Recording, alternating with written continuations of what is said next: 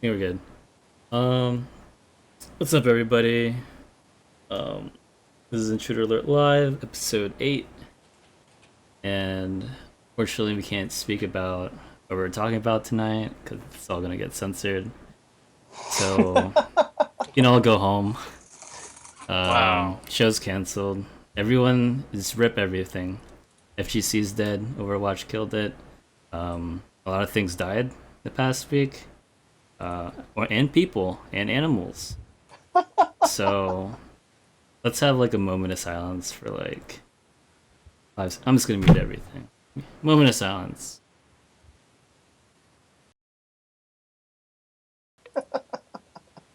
Okay, we're done. Um. So yeah, a lot of shit happened. So much. I think the sky's falling, guys, and I don't think there's any way we can fix it. Nah, man. SF crash tonight. Tokyo button mashers. Um. The announcement of Red Bull regionals. Ooh, and then the big ones, Cap Cops, and then um, rest in peace, the grassroots scene. I like the lineup. I cannot wait to get started tonight. We have been talking about this all week. Yes. So, um, if you're in the Sova FGC, probably had a little preview of what's to come. A lot of blowups. So let's just get into it. Just, I think we should just skip all the results and just go straight into I like that. Let's get into the the blow meat and ups. potatoes. All right, we're just gonna Get those delete that. vegetables later. Hey. All right, all you need to know, all you need to know is that Momochi bodied Gim Razor, and then Kazunoko's Cammy won. That's it. All right, next Alright, one. I'm okay with that. All right, deleting it from the list. Doesn't even matter. Okay. So, does anyone wanna talk about or um, explain Red Bull Regionals? I didn't really get to read up on Oh God. it. I mean, the only thing I could say about Red Bull Regionals is that it's disgustingly just not at all. It, there was no background information that was released with these announcements. Like, we know there's regionals. We know they're in 6 cities, correct? Toronto, Philadelphia, Atlanta, Chicago, Los Angeles, and what am I missing? Seattle. Seattle. Yo, that's so many East Coast cities. Yeah. Uh, well, I mean, three, I guess, if you can consider Toronto East Coast, I guess. So Philly, Toronto, Atlanta on the East Coast, Seattle, LA on the West Coast, then Chicago in the middle. Rest in peace, Texas. You got to run, buddy. Damn, New York doesn't even get one. Yep, they got to go to Philly. Dude, only two people from Philly went to the Wizard World thing. It was Henry Sen and Ugh. it only takes like a two, like maybe $20, and then like a Chinatown bus to get there. Wow. No one went. Wow. That's sad. How many people did it have overall? Like enter? Do we know? I'm not entirely sure. I don't know. Justin Wong's getting those free paychecks, man. Justin won. That's all you need to know. And then Okay. he 6-0'd Arturo, Sabine. didn't he? Yeah, 6-0. It's Sabine, man. Ah, man, Rest in peace, buddy. And that guy can't catch a break. you never will. He literally can't. But yeah, let's get back on this Red Bull regional thing because this is pretty extensive as far as the implications of it go. Because first of all, the unveiling of it came out like a firestorm. All the reps from all the cities came out like the same time and hit it up at the same. All right, you know what? That's great. Okay, well, what's going on? What's all the details? All right, we'll click on this website for Red Bull. All right, let's go see. Let's go check this out. Oh, it's basically just reiterating what we already know. The 6 cities, that's it. And it's going to be a show. That was the last line I remember reading. It's going to be a show. Get ready. All right. Okay. Well, what are we ready for? What's the point system? What's going to be paid for? What's not going to be paid for? You know what I'm saying? The dates, I think the dates were posted by each one, like on the website too. So I mean, I guess that's a plus. But I mean, I have no idea what the hell's going on, man. I don't know if you could go to multiple different cities during the time. I don't know if the points are exclusive to each city. I don't know if your points are tallied for both. I have no idea. Does anybody know what's going on? Who knows? No, nobody knows. No one has the answers, man. The internet is scrounging. I don't know. Like Matt said, there's a lot of mystery about it. There was a lot of things that were left unsaid, and Fumi brought it up when we originally talked about it. It really has a feeling of just being rushed out. Like, guys, the trailer dropped this last week, and the first events for these tournaments start this weekend.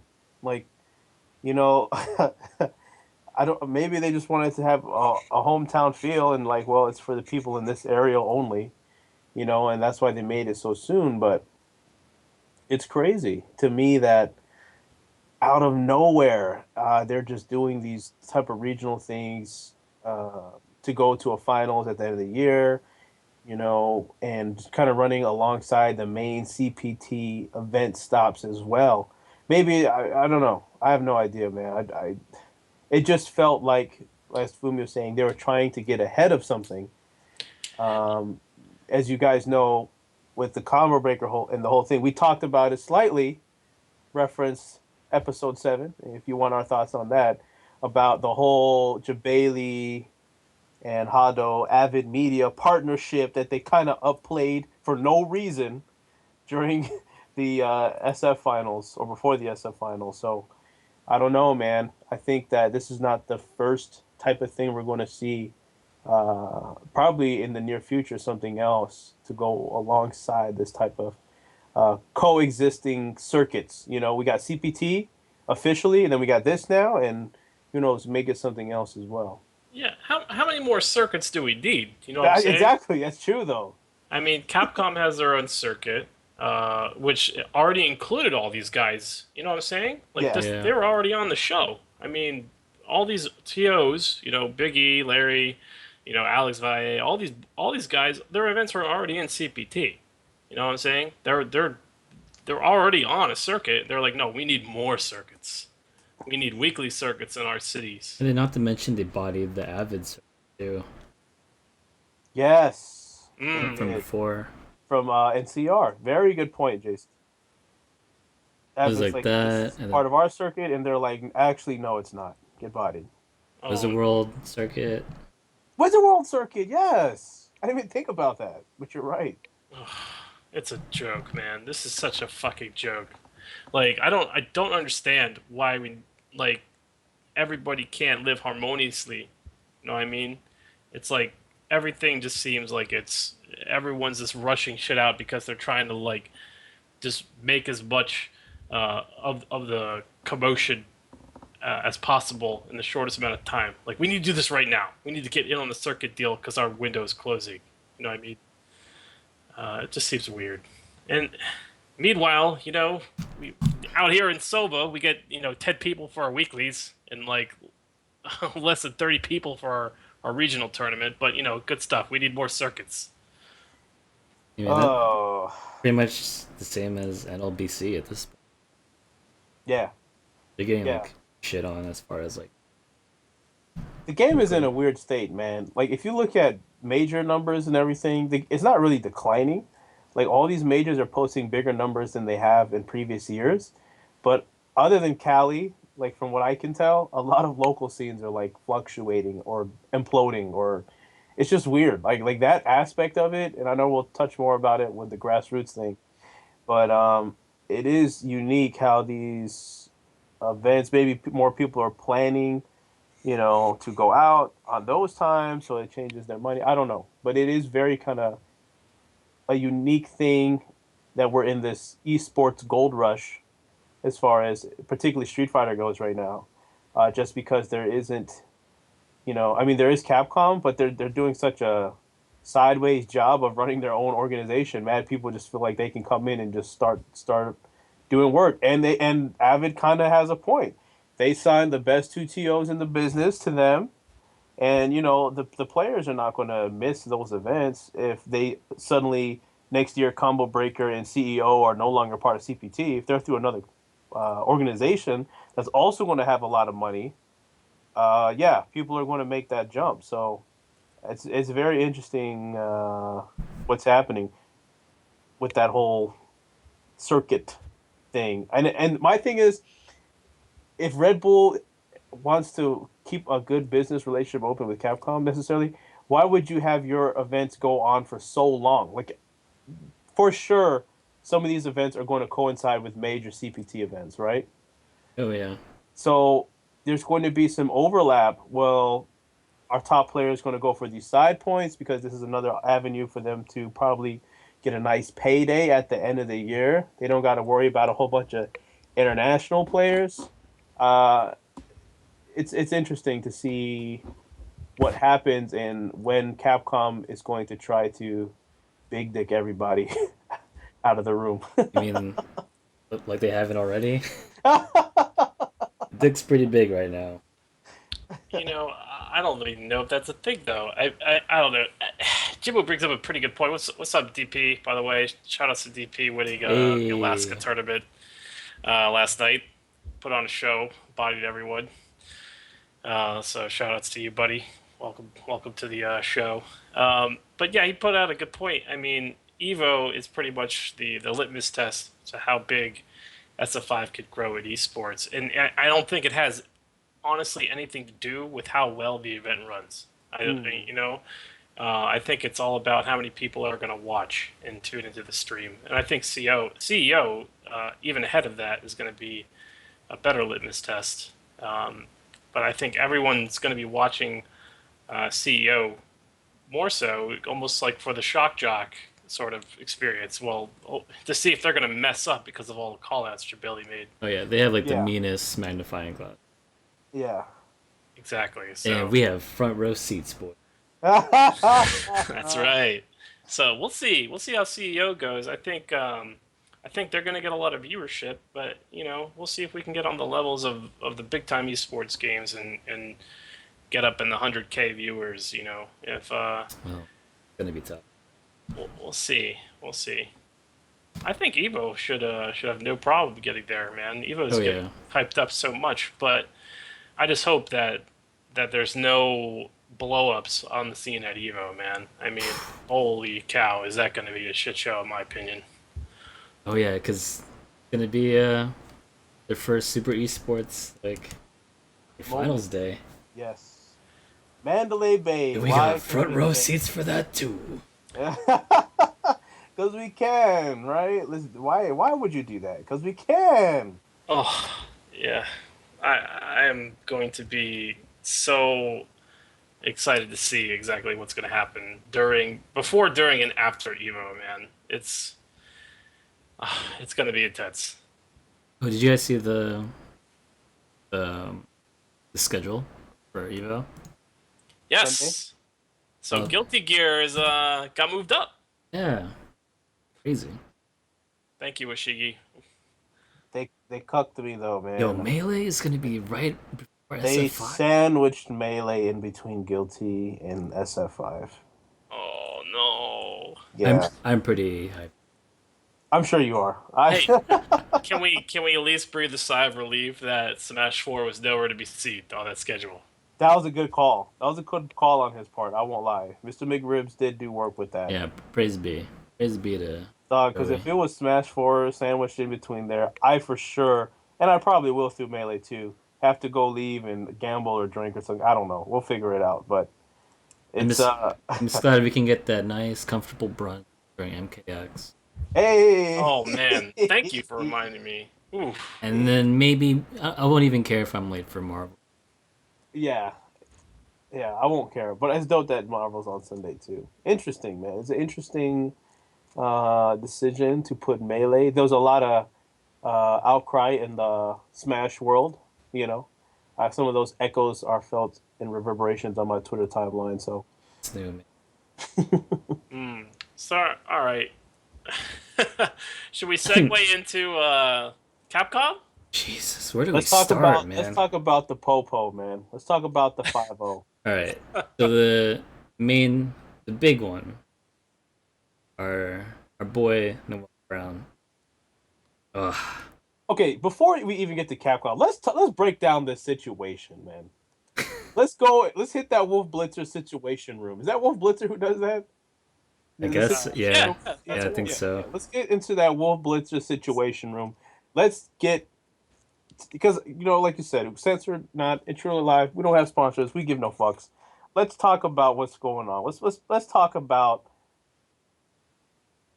tournaments, players, women at tournaments, particularly those that are attached to certain players, girlfriends or stick caddies, whatever you want to call them. Stick caddy. I just wanna gauge the temperature of the chat room as well and our conversation. I know everyone's familiar with the situation by now, so we don't have to go over all the details. But how do you guys just feel about the whole situation, even before what Capcom did? Just how it was handled, the facts. How do you guys feel about our friend, Mr. Noel Brown, or just in general, sexual harassment caught on camera, quote unquote? Jason, you want to get first dibs, or you want me Oh to yeah, jump right in? I'll go first. I mean, like maybe it was like playing games and shit. But Noel fucking Brown, you have like the biggest target on your, and your dumbass wanted to like touch her butt on camera on stream. He had to have known. You know, you know There's no people are way he watching didn't know. you. People like people like watch these tournaments just to see someone get just fuck up and get blown up. So of course they caught that. So it's like at this point, like it doesn't even matter. Like there's proof. There's fucking like obvious proof. So Yeah, of course. I mean, I don't look, know, man. everyone jumping in to defend this character, that's awesome. I mean, I like Noel. He's a nice guy. I've always, been friendly with him. We've always like talked to each other whenever we meet up at tournaments. We fuck with each other, talk shit, yada yada, whatever. It's all good. But the reality of the situation is that he acted like a fucking idiot. You know what? It could have happened to anyone. It's not like it's a personal thing with it. I mean, yeah, I guess it is because of his history. Given his history, I think it just made it an easy decision by the powers that be. You know what I mean? But I feel like if that happened with anybody, the same exact drama would have went down. The same people would have went to their conference rooms and their Skype calls, etc. And whoever the assailant was probably would have gotten banned in the same way. It wouldn't have been as big of a blow up because Noel's kind of a public figure and he's been in the limelight before. But Noel being Noel, I think it just made it a fucking easy decision. Yeah. It is what it is, man. Like I said before, when we were out to dinner, you play stupid games, you win stupid prizes. Indeed. I have to agree with those sentiments for real, man. Look, this is people have been attacking this from all types of angles. You know, the real truth in like much of all lives, there's no real black and white. There's a lot of gray. But let's look at the facts just from a people's perspective. When it wasn't a big deal, when it was just on our Kappa, yeah, he touched her butt. Uh, all three of them go out to have pizza and and a drink and laugh about it. And at the end of the day, it's not a big deal. I guess if Andre checked them, whatever. He goes on Twitter and says, "Hey, I handled it. Please stop tagging me in these posts. It's taken care of." But then it gains traction, right? Then it becomes a story. Now it's not just tableside gossip because it was actually on camera. Yeah. you know. So once it blows up, the girl can't control it, and then you get, and I guarantee you this happened. Andre probably gets more pressure from his peers. Like, yo, man, you gonna let this girl touch your girl's ass? You're not gonna do anything about this, man, yo. Like, this is what we do now in 2016, you know. So then he's probably going into her more. The Hotto's questioning people, trying to figure out what happened. And look, if there's got to be a scapegoat, man, society, yeah, like automatic. You said it exactly, Jimbo. Everybody's got to save face. The girl is not taking the L. In the American society we live in, it's just how it is, man. You you offend, you're not. She's not taking that L. Noel, you're going down for the crimes of nobody. But that's what we've seen. We've seen that time and time again, and then it leads people to attack it all kinds of ways. I was on Tampa Bison stream, and he brought up some interesting points that I think people don't want to talk about or acknowledge, but it's still part of the conversation. His theory was this basically: if you're going to bring a girl to a tournament, man, or have her around tournaments, you need two things, right? That needs to be your rock. Like, that's a lot. Your girl, a lot of trust. You already have a solid relationship.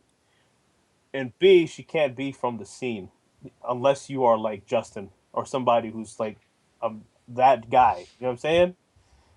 Because this is not the first time, and Noel Brown saw this for himself from his other chat logs that were released that weekend.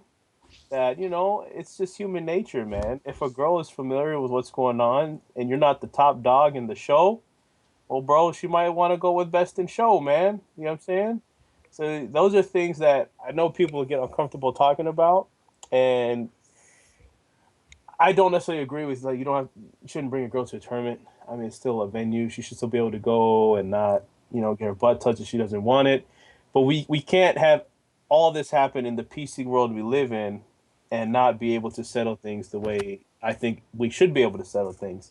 If a girl feels disrespected, her significant other should be able to check that man, and that should be it. At the end of the day, that should be it. At the end of the day, if it blows up like it did in the media, if Andre says it's handled and Hato questions everybody like he said, Andre should have been the one, in my opinion, to step up and say, "Hey, you know what? We squashed it. Tell Rick he ain't got nothing to worry about. Nobody needs to get, banned from anything. It's fine. It's over. It's behind." I think what we haven't really discussed is the esports aspect of this situation and how Noel Brown is a sponsored player. He represents an organization. Okay, so technically, unlike people who are not sponsored there, he is representing an organization at this event. You know, he's wearing that tag. He's representing that organization. Technically, this man's doing work. He's at a job. Okay, touch a girl's butt in the workplace. If that's on camera, guess what? Step into my office, and then that person is gone. Okay, there is no strike two with sexual harassment in the workplace. Okay, you're fucking gone. All right, that's it. End of story, as far as I'm concerned. You know what I mean? If he wasn't a sponsored player, I guess you could you can make arguments oppositely, but it's on him. I mean, he's got to understand how to conduct himself, man. I like Noel Brown, but come on, buddy. I mean, Come on. you could do that out of the venue, dude. I mean, it's a hotel. Wait till the room, buddy. Come on. The hallway, anywhere. Right in front of the camera. After a photograph was taken and a group photo. Yeah, well, hey, that's a perfect time. Let's get into it then, man. Because he was released from that sponsor, but it didn't stop there. The beats kept knocking. And that's where we get the Emperor, the Empire, Capcom, you know, the mother company coming in and naming this man by name in their statement saying that, hey, guess what, Noel Brown, you are banned from entering CPT events. And if I'm correct, he's banned from even going to the events. Is that correct? That is correct. He is not even allowed on the premises. Get that ass banned. Get that ass banned. We need to get that. Well, we probably shouldn't. LTG try to sue us, but Oh, we don't need military god we up in don't need here. LTG trying to hex us, man. But yeah, so yeah, he gets dropped by, and I agree with Fumi. He's on the job. You know, uh, his sponsor drops him. Great. Hato bans him from the tournament. That's his choice as the TO of that tournament that happened. And any TO they have, that's their right. It's their tournament. That's fine. Great. But then Capcom, the mothership, comes in and weighs this decision. So I think what I would like to get your guys' opinion on first is this too much power for Capcom to have? Hell no. It's their project. It's their product, man. Yeah, I And agree. then they don't want another cross sexual assault. Hey, look, man. I enjoy the FGC, dude. I love the griminess of the FGC. But look, when we're at the venue and we're doing work, if we find ourselves in the top 8 of the tournament, Kev, when we're sitting there on stage or if we're ready to play, we're not going to be acting a fool like we would, post Rambat discussions over a couple beers. I can Yeah. pop off there as much as I want. I could say as much dumb shit as I want. We can do whatever we want. But Yeah. when we're on the stage, when we're in the venue, when we're lined up to play, when we're in the limelight, okay, we're not going to act that way. I mean, I feel like we can control ourselves, and I feel like anyone who can't control themselves deserves any consequences that they get, incur.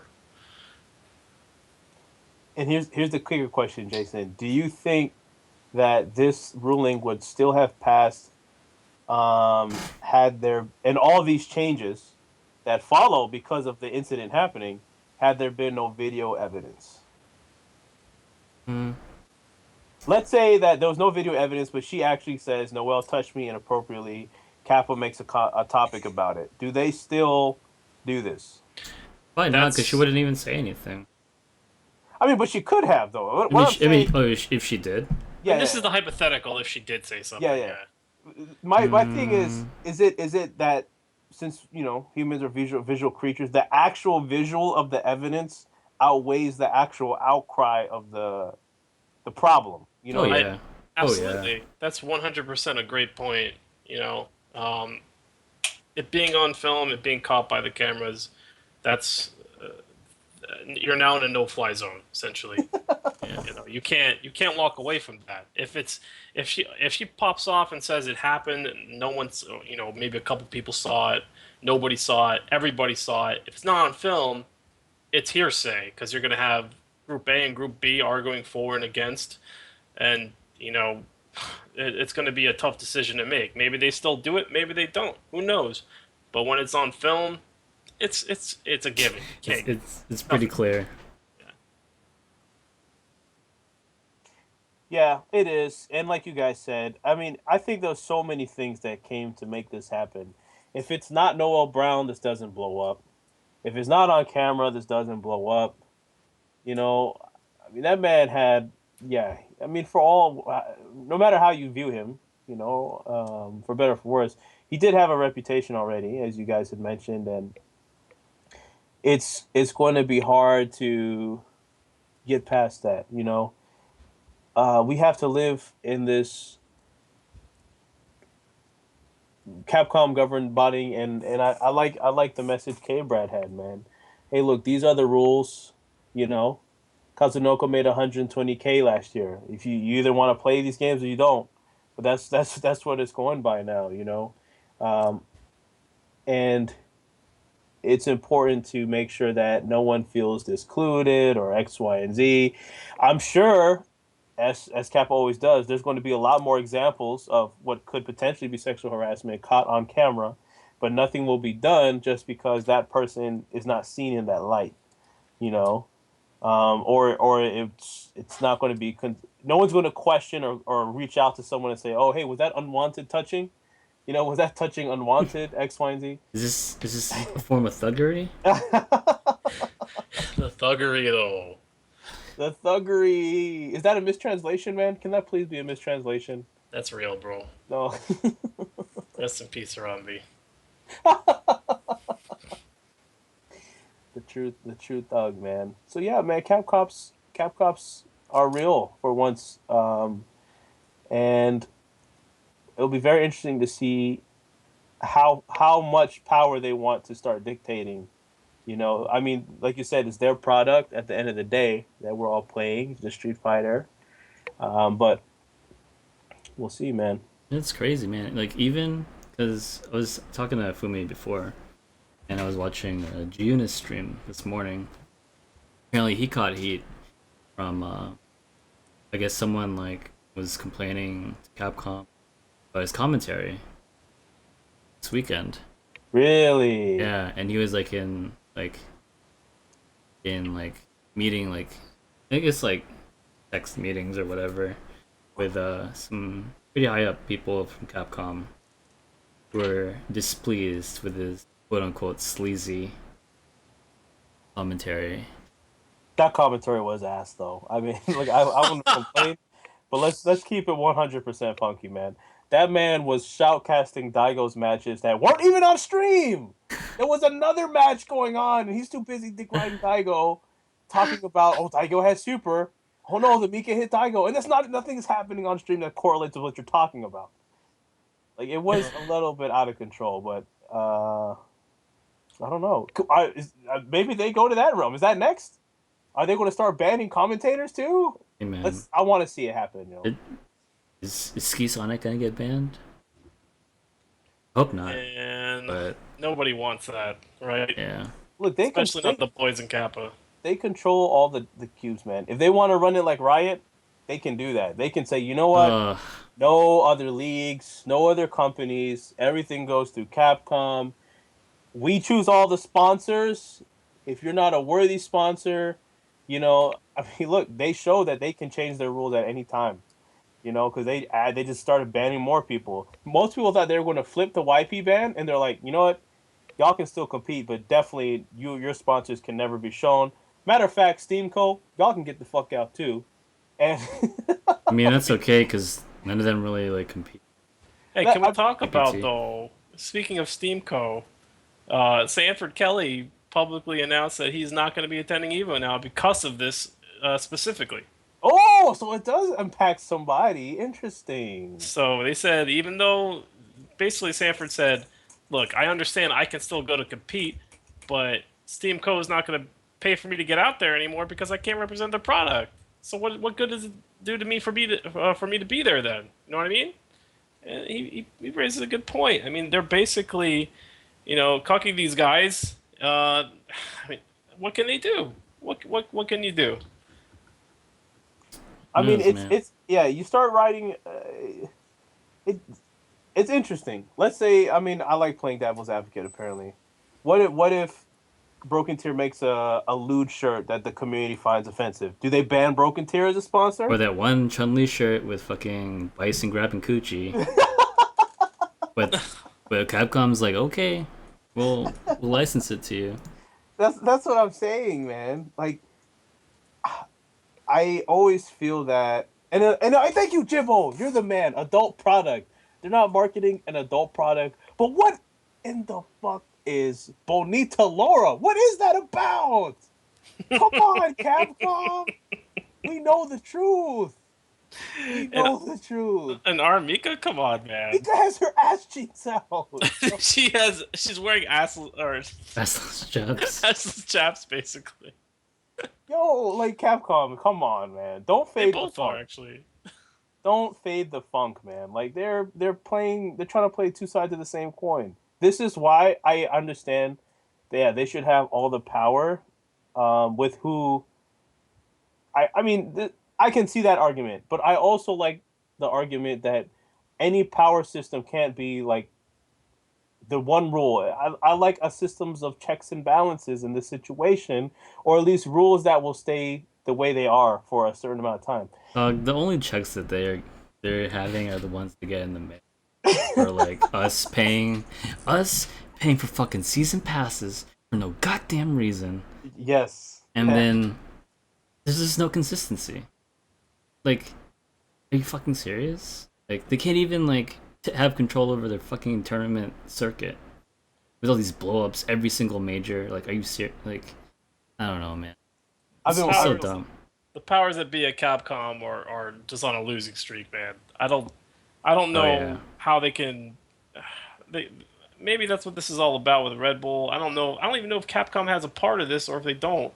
If they're coordinating and if they're just trying to make up for their mistakes with just an intense amount of competitive content, essentially.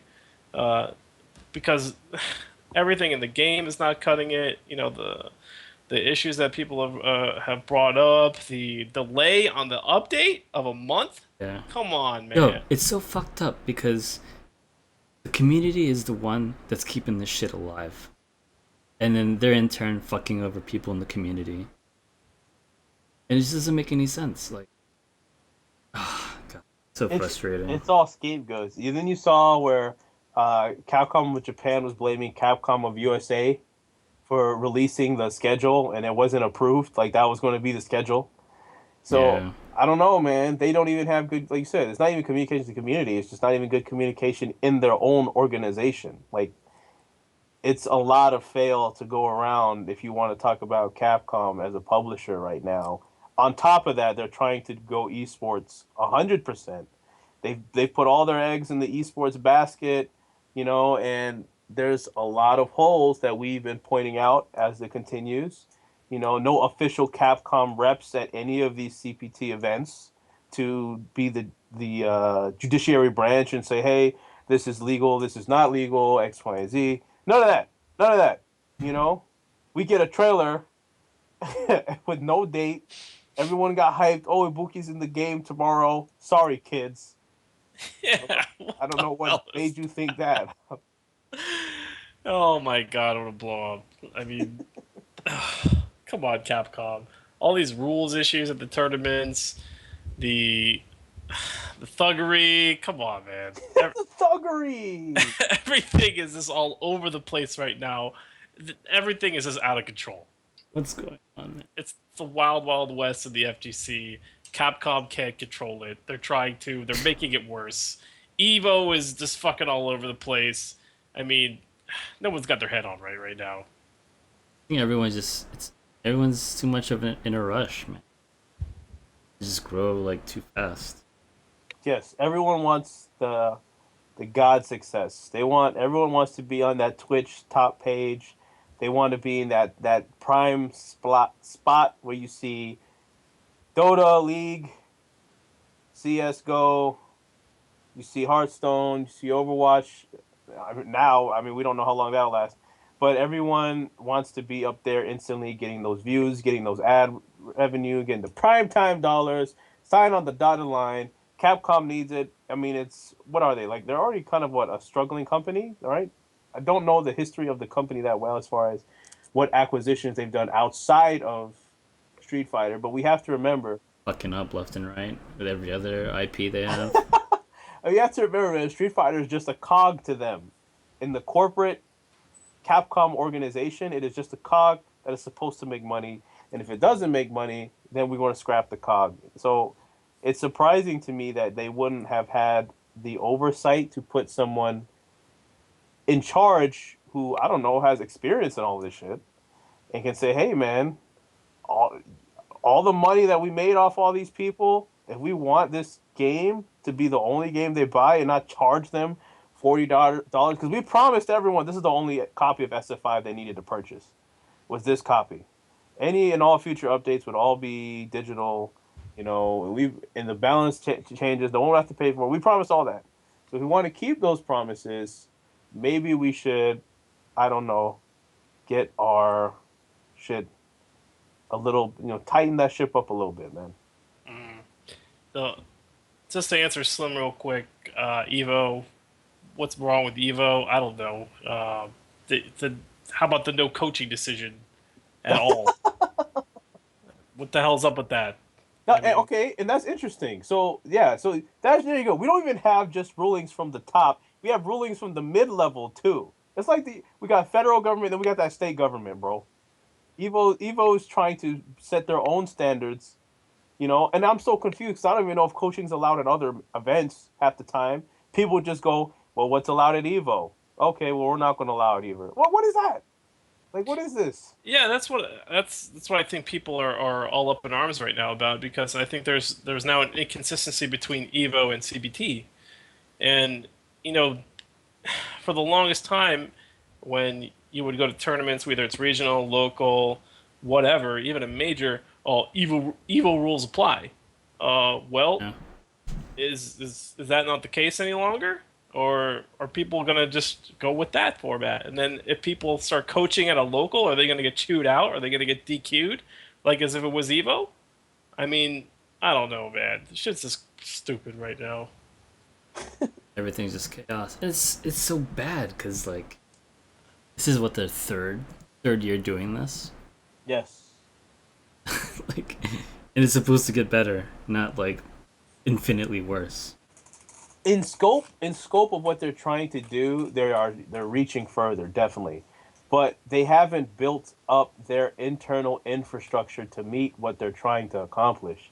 They keep adding more events, more rules, the most confusing rules about how points are applied. Because you're on the global leaderboard doesn't mean you're guaranteed a top eight. I mean, a position in the top eight if you haven't qualified because X, Y, and Z, and Ugh. it Uh, got they created this diluted system without putting in the manpower and the infrastructure behind it to say, hey, we're running a tight ship, man. You can say what you want about like an autocracy like Riot, who do everything. They have their own pro league. Even what Dota, I think, is more branched out, but I know what doesn't they back everything though, right? Yeah, so Dota has a major system. So Valve is the governing body of Dota. Right. They admin Dota, and they have a set amount of majors each year. I believe it's 4. In Manila, wherever the fuck the last one was. I Shanghai. think Shanghai, Frankfurt, and someplace else. And then they have the international.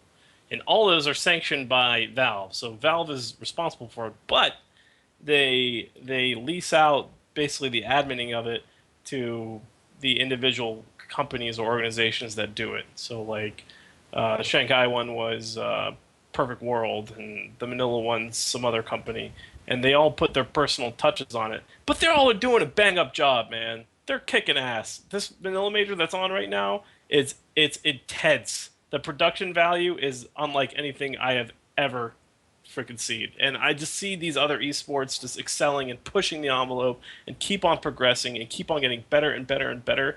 And I see Street Fighter, and it's going the opposite direction. It's Fumi, like, I would like to expound on something you just said, sir. They lease out these rights to companies, not people, not to Jabali, not to this random cuck on the left. No, they got people like you said that got a lot of money that can do a lot of good things. You know, yeah, these are so tech companies that like run servers and crap like that. I mean, these are big organizations that run these. that's huge. But that's what I'm saying. That's what I think is the one of the key ingredients is missing here is the infrastructure. Avid could have been their golden egg, honestly, if they wanted someone who had just had money to throw around. And as somehow Avid is cool with Jabali and these other dudes, right? Otto, the dudes who are running outside of people would say Evo are the most two popular tournaments, you know, and now they're partnered with Avid. I don't know. I just see it just seems like I I guess Red Bull is not a bad option. I'm not saying Red Bull sucks, but why didn't Red Bull just take over the whole thing then? Why did Red Bull just do this NA regional thing? They should have said the NA CPT of NA will be powered by Red Bull. Everything will be Red Bull events.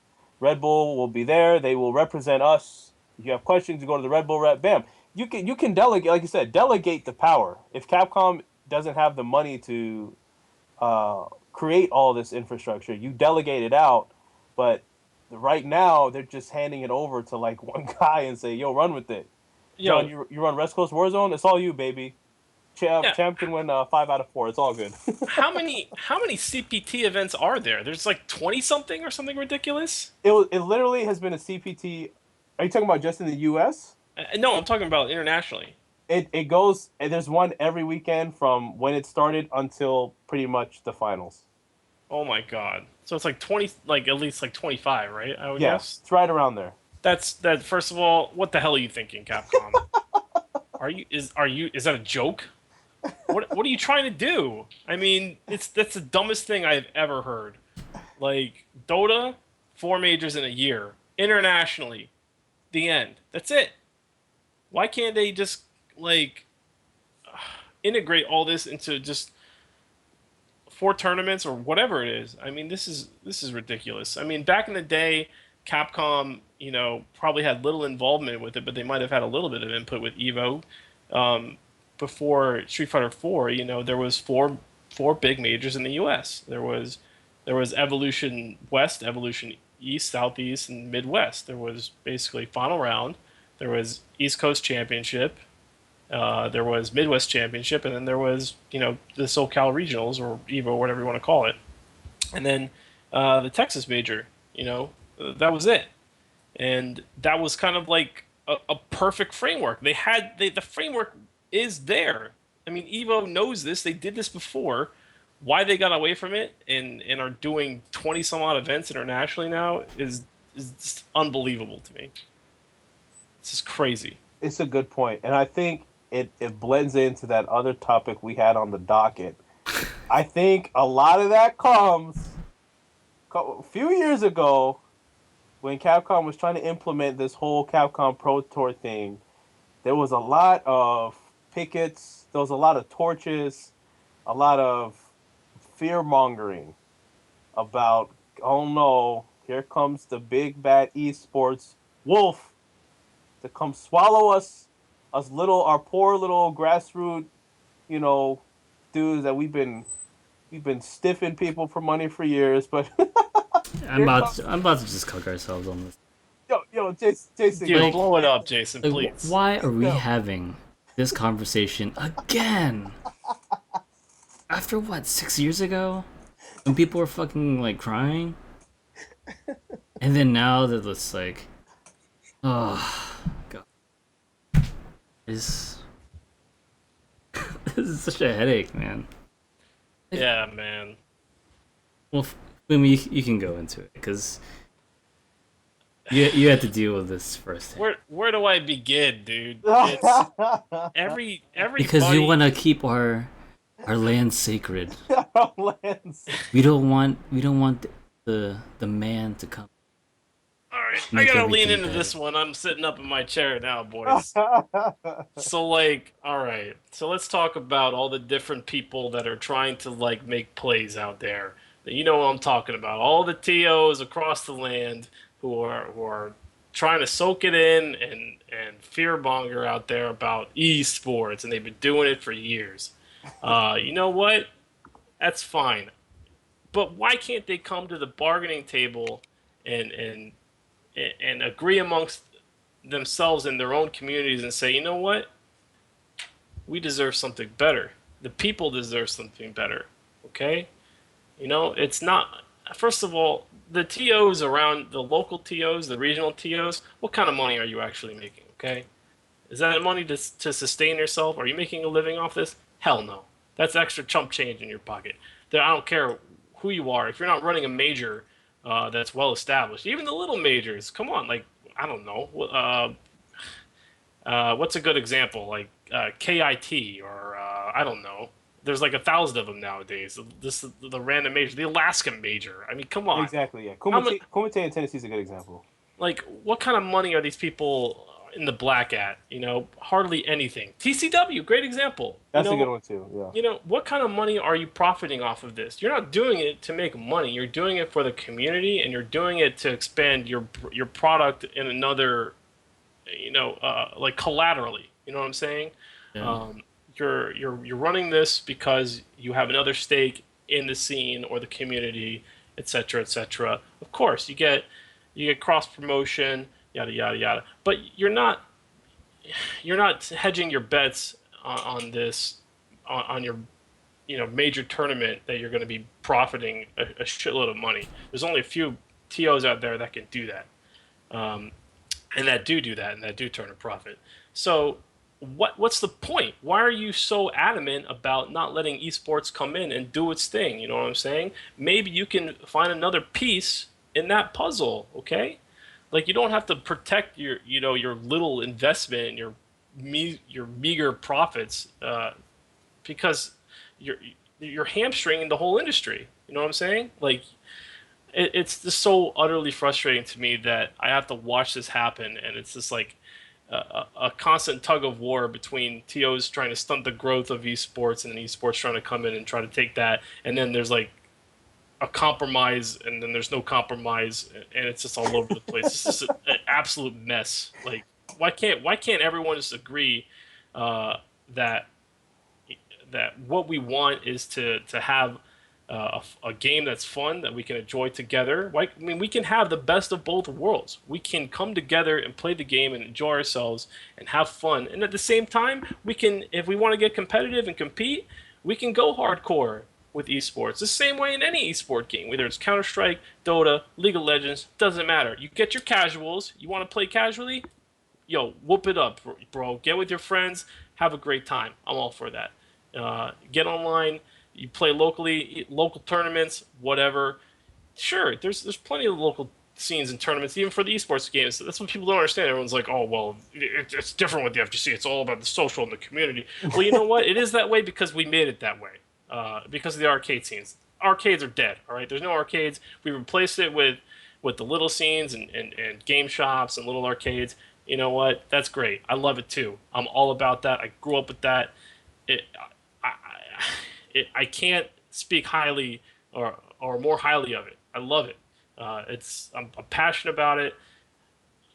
Anyway, the point is that we have to be willing to make minor sacrifices in order to further the industry. Because meanwhile, we got companies like Capcom that are just choking and can't release a good product because we can't make them any money. Okay, like if we expanded and made esports great like it is for these other games. I mean, these games, and Riot, and are thriving. They're making money hand over fist, and everybody's happy. Why can't we have that in Street Fighter? Come on, guys.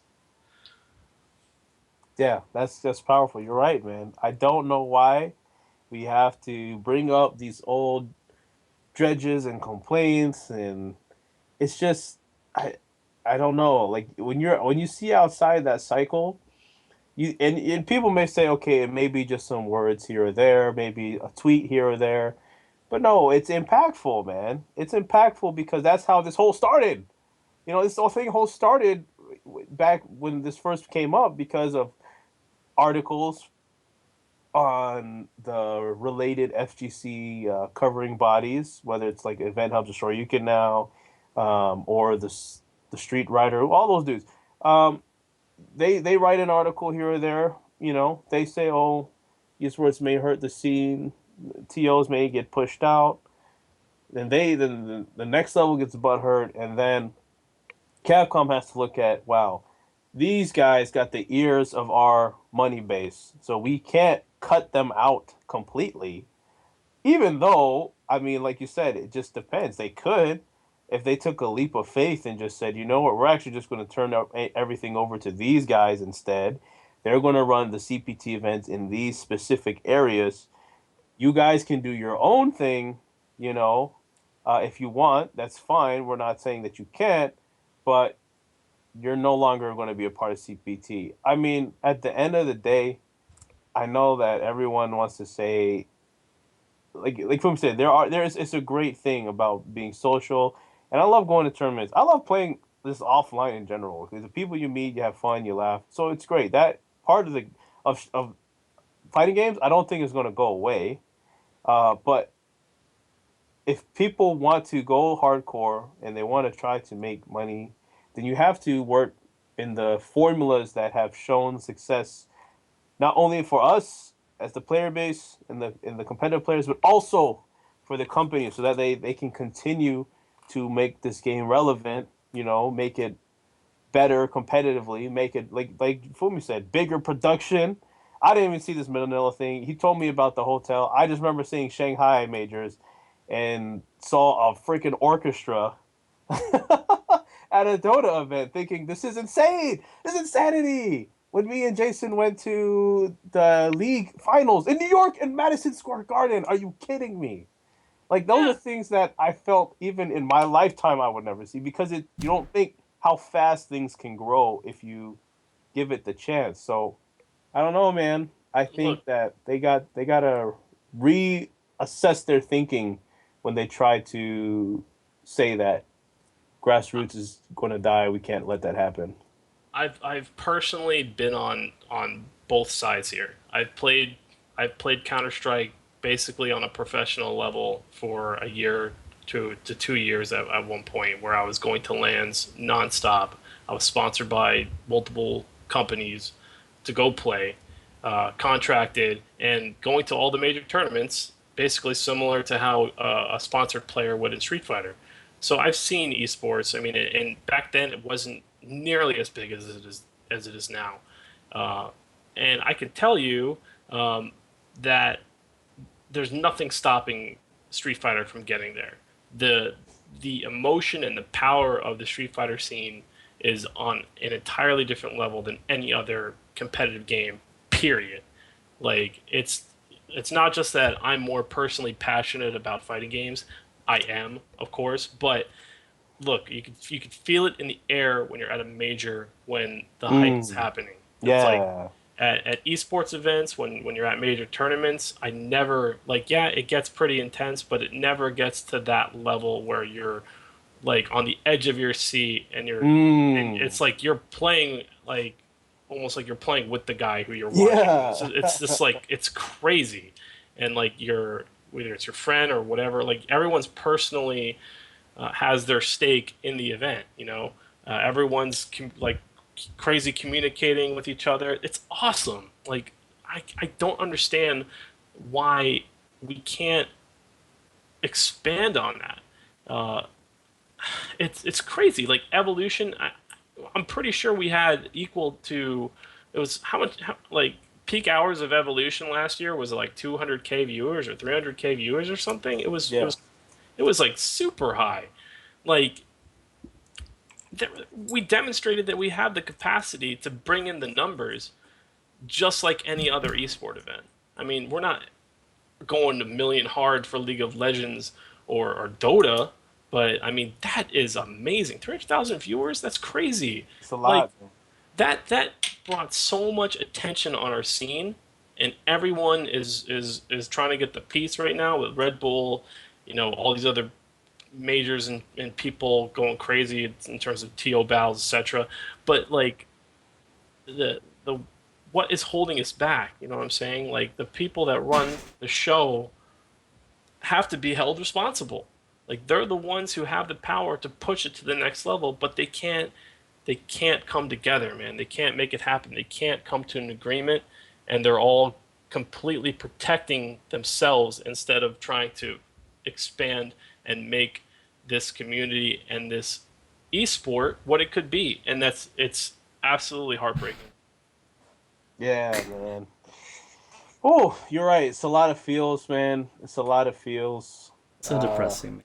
It's like, and people are just saying like we don't want like other TOs like to like set a new precedent or expectation like other tournaments. Like Yeah. like come on, man. Like what expectations do you have going into the tournament like, at the moment? Oh, it's gonna run late. Everything's just gonna. It's gonna be hot. People are gonna smell. I have to sit there for a long time. Why is that the case? Why is the status quo amongst like our Exactly. tournaments? Exactly. Like you It's so have. stupid. I've I've never had What's that with low the of smell? expectations for anything in my life that I've paid to go to. Yeah, there's no room. Like I'm probably not gonna play casuals. Yeah, I'm probably gonna be sleeping on the floor or get no sleep at all. Exactly. It's I don't understand, Like, man. are you serious? Like, I might not even get paid. So Yeah, exactly.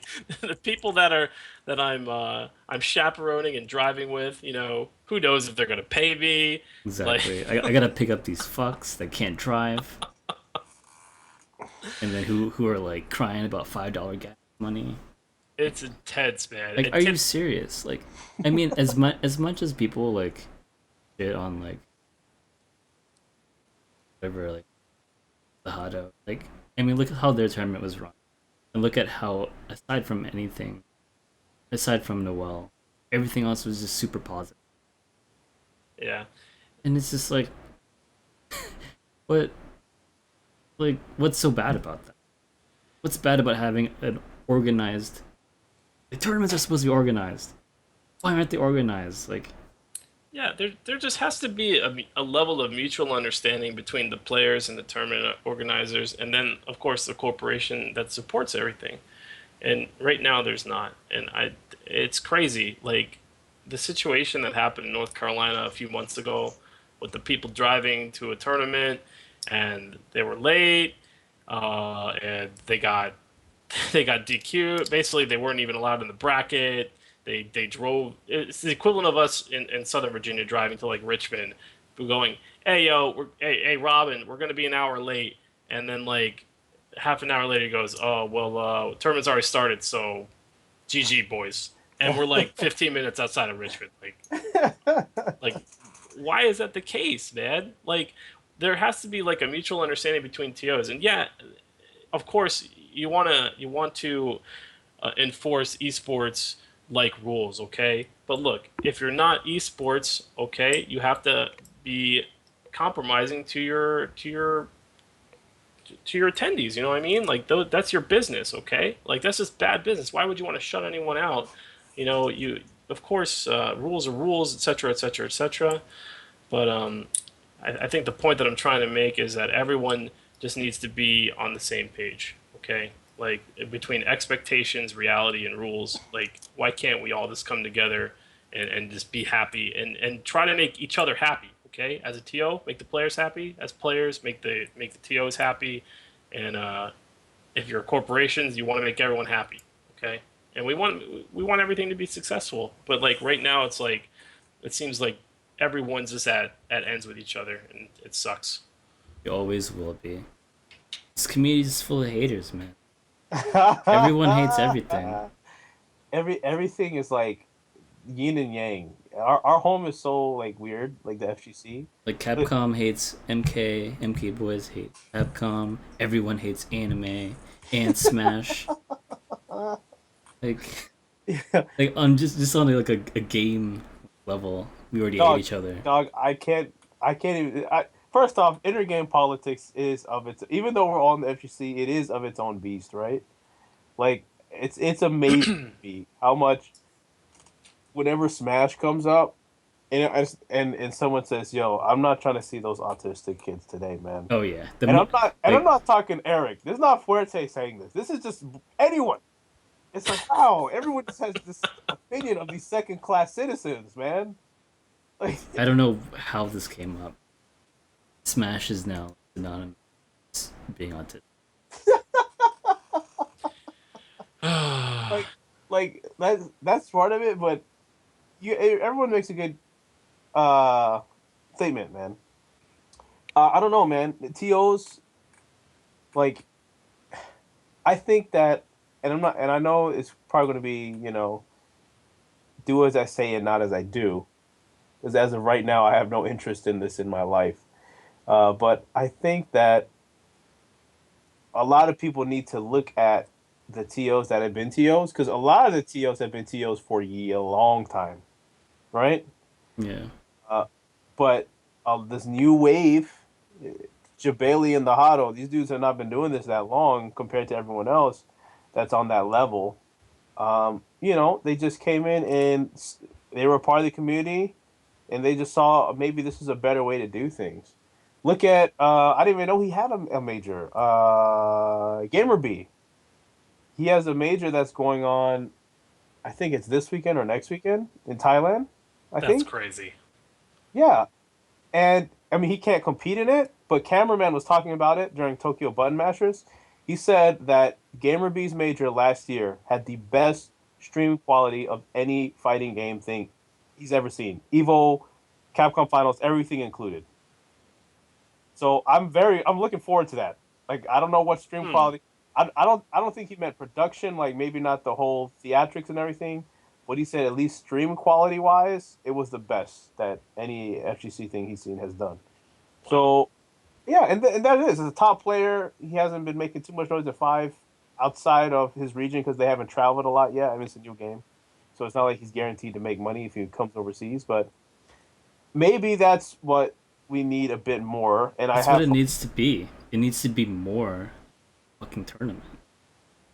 Yeah, yeah, Like, it needs to be more, but I think we need new people to give it a shot too. You know what I'm saying? I think we can't look at these old heads and be like, y'all been doing it, make it better. I mean, maybe they don't want to, or maybe they're not incapable of doing it. exactly. So fuck them. Like, if you're gonna just run these shit ass tournaments, like, let them die. Yeah. Like, let the people who are getting shit done and doing it right continue to do it. Yeah. Otherwise, people like imagine like the final round blow up. Imagine if that was your first tournament. You're never gonna Oh go to a fucking God. tournament again. Are you serious? Yeah, it's interesting though because it's like a double-edged sword if you're a member of the community, and they've propagated this idea that, well, if you don't go to the tournaments, then Capcom looks at that and says, oh well, later guys, we see that you're not bringing in the numbers, so we're pulling out. So Mm. it's like you want to go to support. That's this is what I don't understand. Okay, this has been my ultimate misunderstand. I just can't make any sense of it. Like the push to get people to go to tournaments back in the day was like, yo, you just want to wreck everyone. Let's just go and just body everyone. We gotta compete, man. We gotta rep our scene. We gotta rep this. We gotta just show who's the best. I'm going to New York. I'm going to Evo to show that Virginia Beach and Southern Virginia is no slouch. Like I'm going to just beat people that no one thought I could beat, etc. Now it's like, okay, you need to go to this major to support your scene. You need to support your scene to support the game that you like. Whether it's a little game like KOF, whether it's Skullgirls, whatever, you're going to support your scene. Because if you don't support your scene could die. You know what I mean? And you're like, I don't want my scene to die. I like this scene. I like this game. I don't want my game to die. And then you look at it and you're like, holy shit. You know what? People did stop supporting KOF 13, and now I can't enjoy KOF 13 with my buddies at my local gaming place. You know what I'm saying? Like, once in a blue moon, I get to play the game that I really enjoy because, well, people stop supporting the scene. So it's like, it's real. It's in some senses, Mm. it's real. It's very real. But KOF is a good example.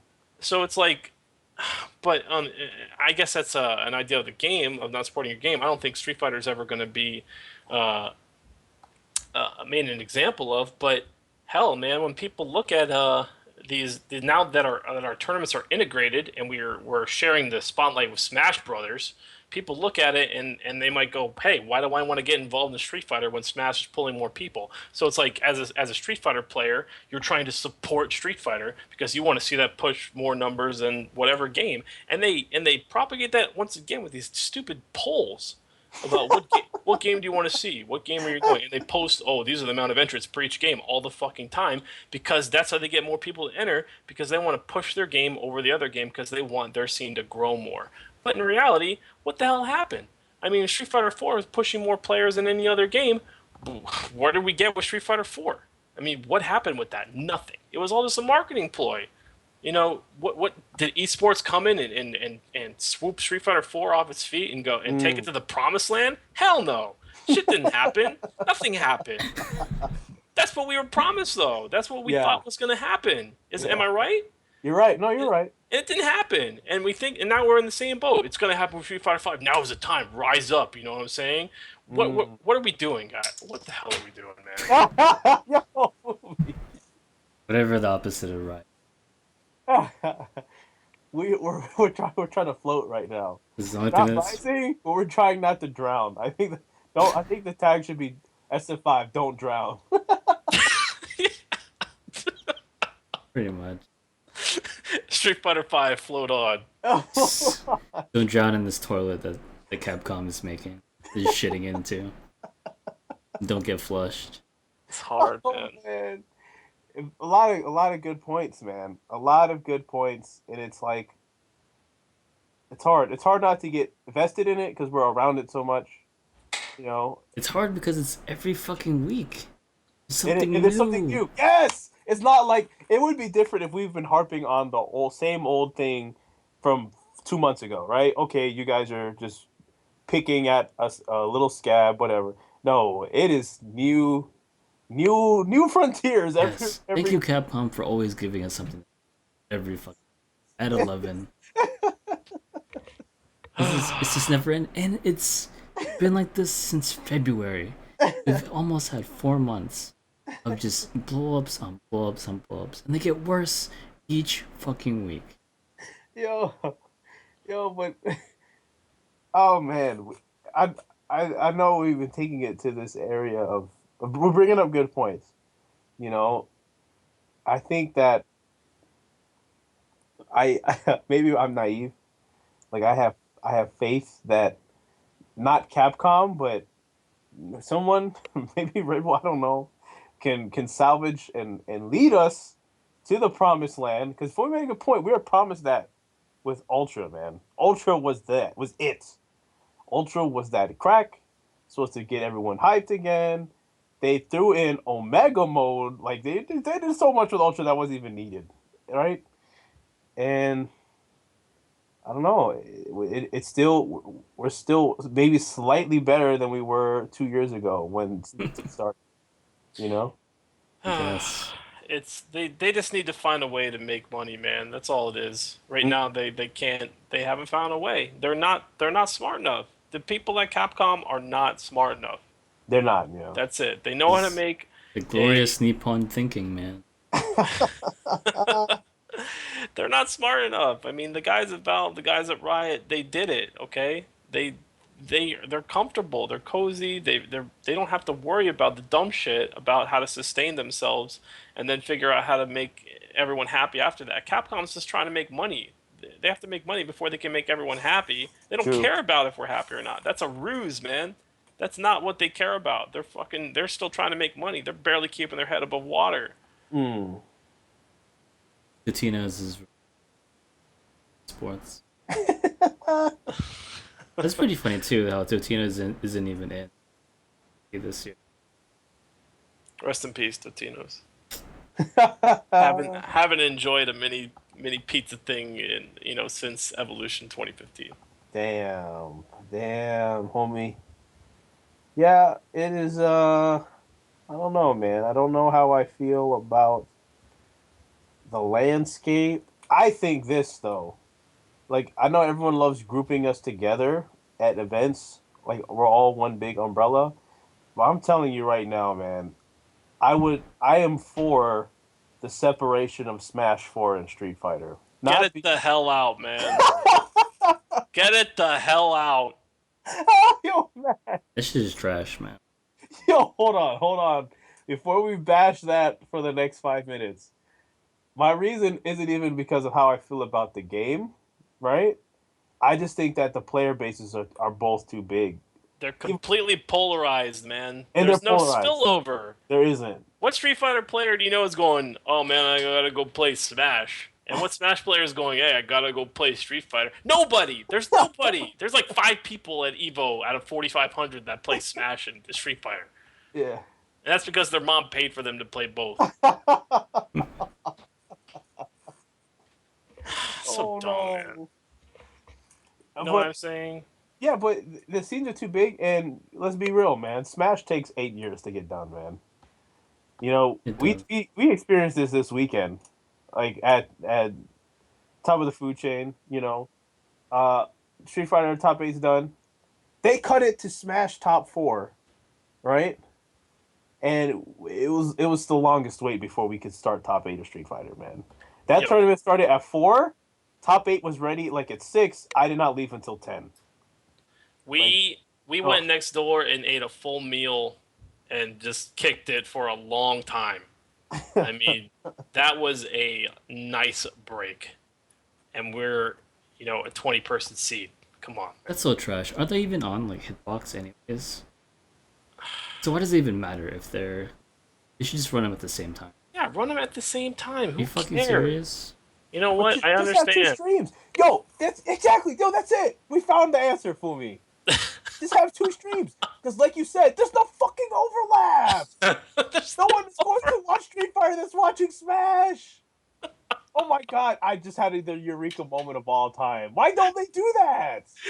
Oh, I don't know, man. I just rolled my eye so far back.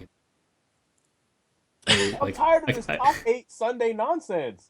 No, this player base watches these games. This player base watches these games. You don't have to put them on the same goddamn stream just because it's finals. No, you don't have to do that, man.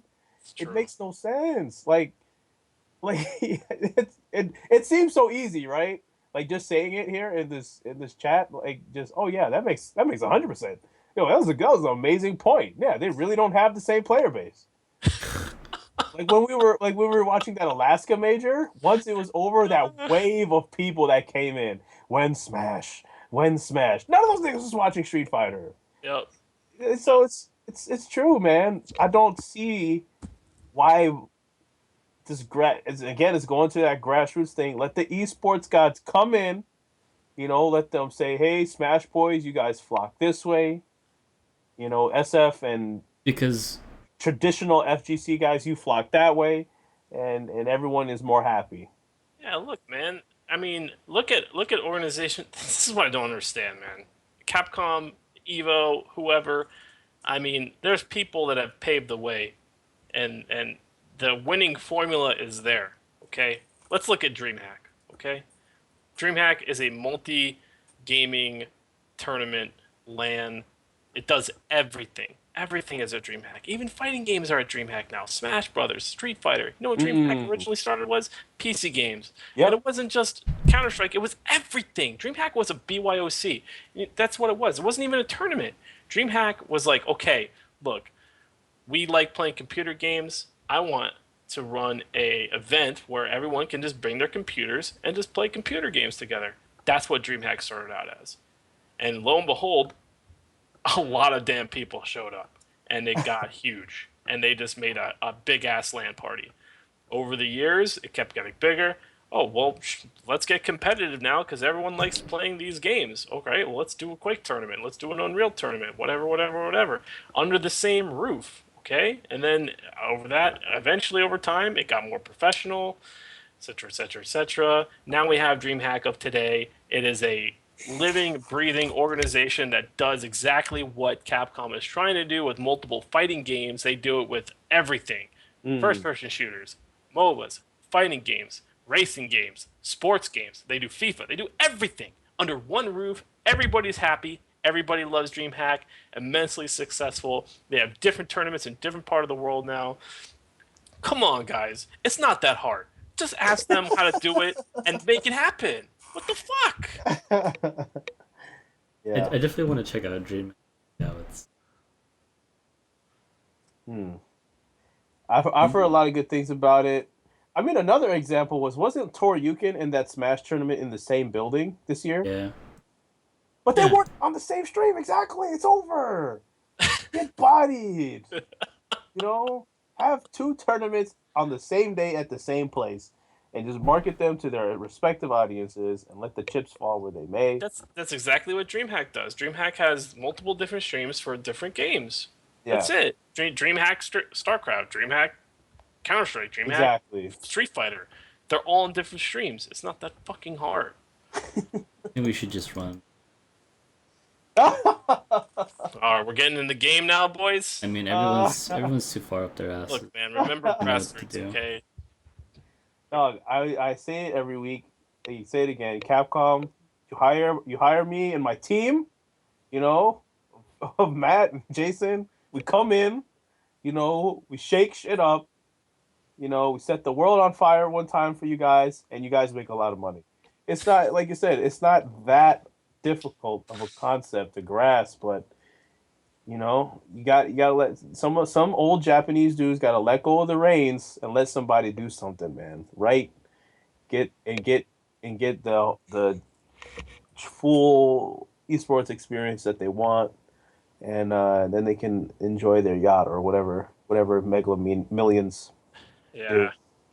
And Street Fighter Five, come on, Capcom. I mean, you got to start making money off your shit. Make your product better in the game, so people can buy shit, so you can make fucking money. Okay, fix your goddamn store, make some money, so we can be all happy. You know what I'm saying? So we don't have to live with this bullshit. We're just, oh man, if this was any other game, Yeah, I kind of agree, man. If you look at how, other games don't go through, I feel, nearly as much blow up and they just still die. Like they just die. They're horrible it's death. just like what Jibbo said. It's SF5 for die. Hmm. Yeah, we're living completely off of a name, off a product that has existed since we were kids, and we just don't want to see it die. Yeah. We can't. And it's sad because Street Fighter Five isn't like a bad game. It's not like a great Mm, game, but it's not a bad game. So I mm, mean, competitively, it's fine. There's nothing wrong with it competitively. Could it be better? Of course. Could a lot of games be better? Of course. But it could be a lot worse. It could be Street Fighter Four, mm. and So and everything around it is shit show. yeah, exactly. Besides the competitive part of it, it's dead in the water, and that's sad. Yeah, that's true. I know we didn't have this on the docket. This just came in today. I just wanted your opinion on it. Since it was kind of fresh off the press. My good friend, not really, but I met him a couple times, Mr. P.R. Balrog on his Eduardo. on his Twitter today was talking about some of the things we were talking about, the state of the game, the state of pro gaming, CPT, blah blah blah. Particularly about Street Fighter Five, he was saying that right now the game doesn't have a lot of diversity as far as what characters are trying to do, right? He said shimmy, throw, repeat. He also said that I don't know. He's just saying that he doesn't know how much longer he might want to play. I listen. King Balrog is the king of OSs. Let's not forget this man has retired from the FGC twice publicly. He is still sponsored by EG. So I say it with just you know a grain of salt because it is PR Balrog. He is a salty man, and he probably is trying to learn Karen and realizing that Karen's not that easy to learn. So I just curious. Do you guys feel that way? Do you think everyone is trying to do the same thing? And the reason why I brought that up is because then they just started talking about four and how four was better because it felt like characters had unique objectives. And this is what I was reading off the timeline. So I just wanted to throw it out there since it was brought up like literally about 4 hours ago. Jay, you want to take the first dib? Yeah. Um, I think it's true. Because I don't really main Karen, but I'm pretty sure that Justin isn't going to the Discord tech beat everyone's ass the past like month and a half. So what is the point? Like even like this just shows how good he is and how much more fundamental this game is. And people, like, I don't know. I feel like some people are just dig too deep without really understanding what the core of the Mm, game is. mm. But I I think it'll be interesting after Evo. Oh, how many people care about the game? Yeah, I think I kind of. I mean, I told you this, Kevin, a long time ago, where I thought, after playing the game for a couple weeks, if not even or a month or however early it was, I said, the game seems just very formulaic, uh, for better and worse. It's nice because the characters are kind of intuitive. Buttons kind of perform the same role from button to Mm-hmm. button. Um, there's basic mechanics that are across the board. Sweeps being, crush counter on counter hit, for instance, for every character, stuff like this, where it's like, it's just kind of intuitive, but it also swings the other way, where that level of intuitiveness also makes the game kind of bland. So, yeah, of course, I mean, he has a point, but even still, I think the characters kind of function uniquely enough. I would agree that I think Street Fighter 4 definitely had more diversity in the cast, where you know you could get a totally different experience between one character and another. But you know, I a good point is that Street Fighter 4 had a lot more characters. Mm. In vanilla, I think Street Fighter 4 did a great job, and the characters that were in it were very different. And I think the Street Fighter 5 had the same goal in mind with the new characters, the same way Street Fighter 4 did with the new characters. The new Yeah. characters were just crazy. El Forte, Rufus, Sea Oh Viper. yeah. I mean, these were just wild, and crazy characters that they're just like, all right, let's just make this game just wild. Yeah. And they tried to do the same thing with Rashid, Mm. with Rashid, and who else is completely brand new in the cast? Is there any? Kali, Nikali, Kali. Bang. Nikali, and Fong. Okay, yeah, Fong is definitely crazy. Fong Yeah. and Rashid are just absolutely crazy. Nikali is kind of like a hodgepodge, where Mm. it's like, well, Sea Viper's on the game. I guess this character can have a Oh, size and mode. Laura. Laura too. Huh. Oh, Laura too, but I mean, as far as being new. yeah, you're right.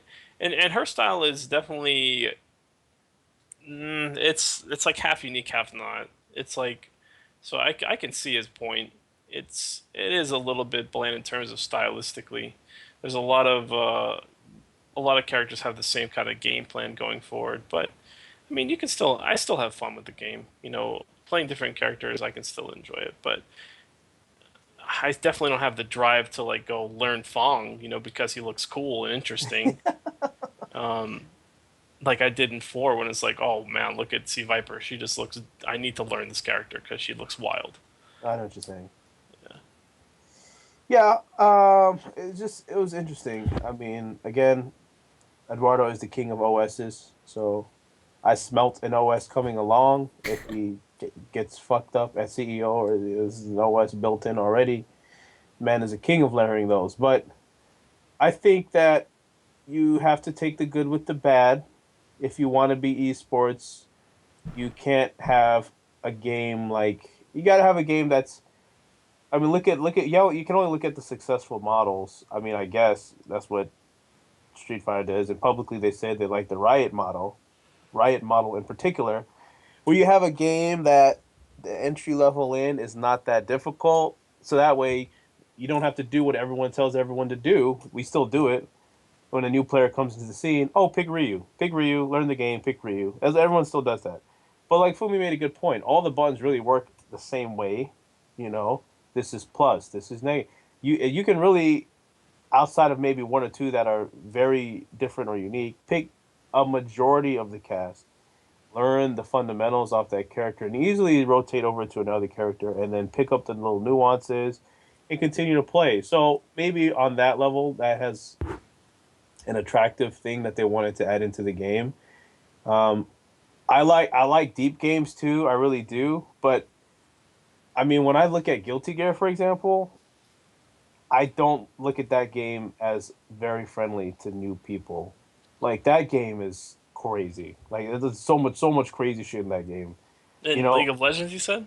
in Guilty Gear. Oh, Guilty Gear. I'm sorry. Yeah. At least comparing it to the newer games. I'm not even talking about old games or anything like that. But Yeah. it's got a pretty steep learning curve, and even though there's a tier in that game, I read one of the top players saying that the asterisk on the tier is if you don't know your shit, anyone in this cast will fucking destroy you. You know, because it's that you all kinds of all the systems they have in the game. But um, so yeah, SF goes the route. And look at the more popular games. They were easy. And we all consider Smash to be bad and easy. But come on, let's be real, man. Almost everywhere I go, that is maybe it's the characters also has to do it because they're name brands from other places. Hell, Ryu is in Smash 4. There's something to be said about a game not maybe giving up something in its diversity. Because don't all Smash characters literally do the same shit, right? Isn't it like the same philosophy? Like they all Mm, have an up smash, a down smash, an I up mean, B. they have like pretty much the same like for like normal moves, Hmm. but they're they're all like completely as far as the gameplay goes. Other than maybe like the clone. But even their clones are like pretty drastically, I would say. Yeah, I mean that's true. I don't know. Smash just looks dumb to me. Like, Dog, everything in Smash looks dumb other than Cloud. Cloud looks sweet to me, man. all the Cloud, characters Cloud like, looks oh, knock this guy off the stage, and the person stands on the other stage while the other guy is doing this. I'm gonna fall off the stage. Oh, psych! I'm not falling off the stage. Well, and then that And person guesses where he's gonna go, and that's the game. That's Smash. We're playing Smash, boys. and then no, you get knocked up, and then you have like a million years to come down, figure Yep. out where you want to land. yo, you can tell me that Bayonetta didn't get nerfed that hard or whatever, but when we watched Black Yoshi fight that Shulk, and that Shulk had like Oh 200% on my him, and he god. would not die, and Black Oh Yoshi no, died that was was like so 90. I sad. was like, yo, this game is fucked. Like Rest in peace, Black Yoshi. I He like posted something up there. It was just like, I can't play this game anymore, or something like that. After that, it's just like, oh no. It was bad. Yeah. Yeah, perfect balance. Jimbo, you make a good point. Perfect balance doesn't make a game fun necessarily. Um, but competitively, it doesn't make a game more fun. Casually does it? I don't know. I'm not a casual guy when it comes to these things, so No, it just depends. balance is not even like an important part of the game, in my opinion. What's important in the game is that it's fun, that it's entertaining, and it's competitive. Mm, You can do that with or without balance. mm, Um, Nobody gives a shit about balance. I mean, look at any esport or fighting game that's been successful. Look at in my time, uh, Marvel vs. Capcom 2 was the biggest game, and Marvel right. vs. Capcom 2 was the most imbalanced game that's ever been made, essentially. Um, and everyone loved it, and everyone knew it was imbalanced. No one gave a shit because it was so fun. Yeah. That's what's important. People want to play a fun game. They want to watch a fun game. Uh, Look at Counter Strike, for instance. Like there was 3 guns out of 25 guns that were usable. No one gave a shit. No one gave a shit. In CS:GO, they're like, oh, well, I guess we'll try to balance it now because it's modern day, and no one cares. No one cares that it's more balanced. The game is the game is the game. It's the same exact fucking game. What made Counter Strike good is what makes CS:GO good, and surprise, it's not the balance. Do you think that sometimes our games or this or anything in life, I mean this just spills over to us, but like this whole meme generation that we live in now, uh, dog, you have to be honest. We live in like a fucking meme now. I don't even know what's a meme and what's Like like this whole life is like this whole existence it's a plan simulation of just that a meme situation. that we're on, man, as far as like 8 frames and I'm trying to keep it Street Fighter related. So like 8 frames or thuggery or this or that. Like and you can do this for any game, like any game, any scene, any genre. They all have this if they're like a esports or something. Uh, like, are we forced to decide, or are developers forced to decide what's important or what's not important to the player base based on that being the largest thing that gets shot through the echo chamber, right? Is Mm. basically the memes and not really the real opinions but just I mean, look at 8 frames just by itself. I was watching today. I don't know, man. I was the meme that went around, they were talking about today at TGS, the Guilty Gear meme, where the dude changes the input latency to say 8 frames. And we talked about this. Like you fucking idiots. Guilty Gear has input latency in it as well. So it's not 8 frames to make it comparable to Street Fighter. It would be 3 frames because Guilty Gear has 5 frames. Like it's like memes get so. I know this is not a tangent, but memes get so crazy in this digital anything that's associated with the internet or digital. It's like it's like an echo chamber. I see so much now everywhere. It's crazy. Mm. It's I don't. Everyone's like a fucking parrot, man. Like this. I think it's just the nature of like the stream, Mm. where it's just like there's something like deemed like what funny. You just have to, and you gotta repeat it until someone you think is does it. Like I'm pretty sure if like 8 frames or had made a reaction video about 8 frames, you'd kill that meme. 'Cause people hate Maxim. Yo, I like that. I like that point, Jason. That's pretty funny.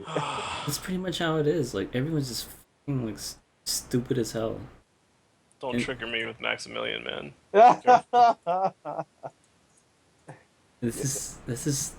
That's what internet culture has become now. Donald Trump memes. And everything's a meme. Like when you start seeing them on like in safety videos, Oh my gosh. that's how you know like our society's dead. Like you expect us to vote for a president. People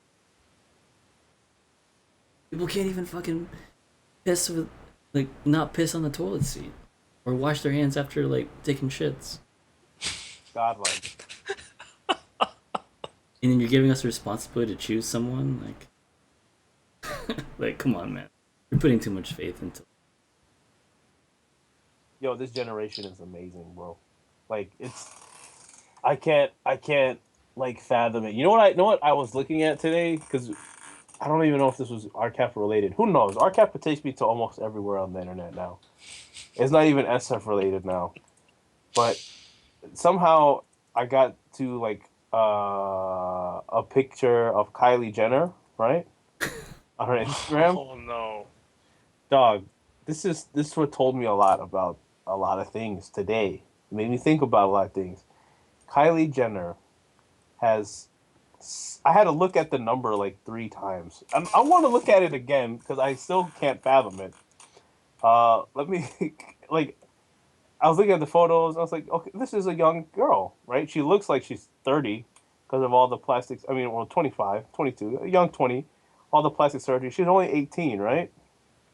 You know, it's interesting. She has an interesting life. I look at how many followers she has, right?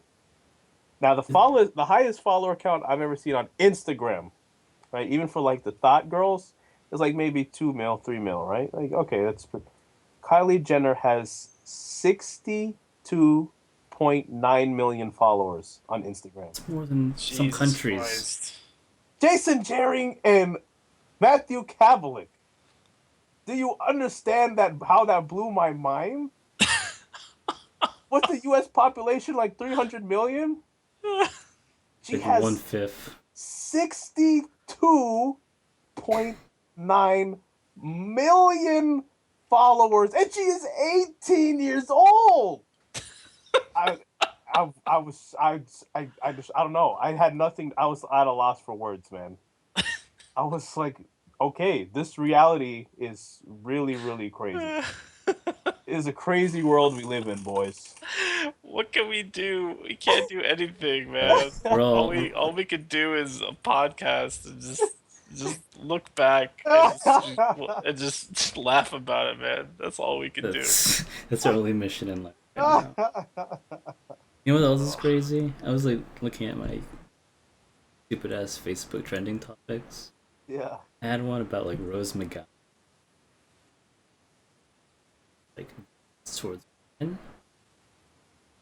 Like X-Men? yeah, Really?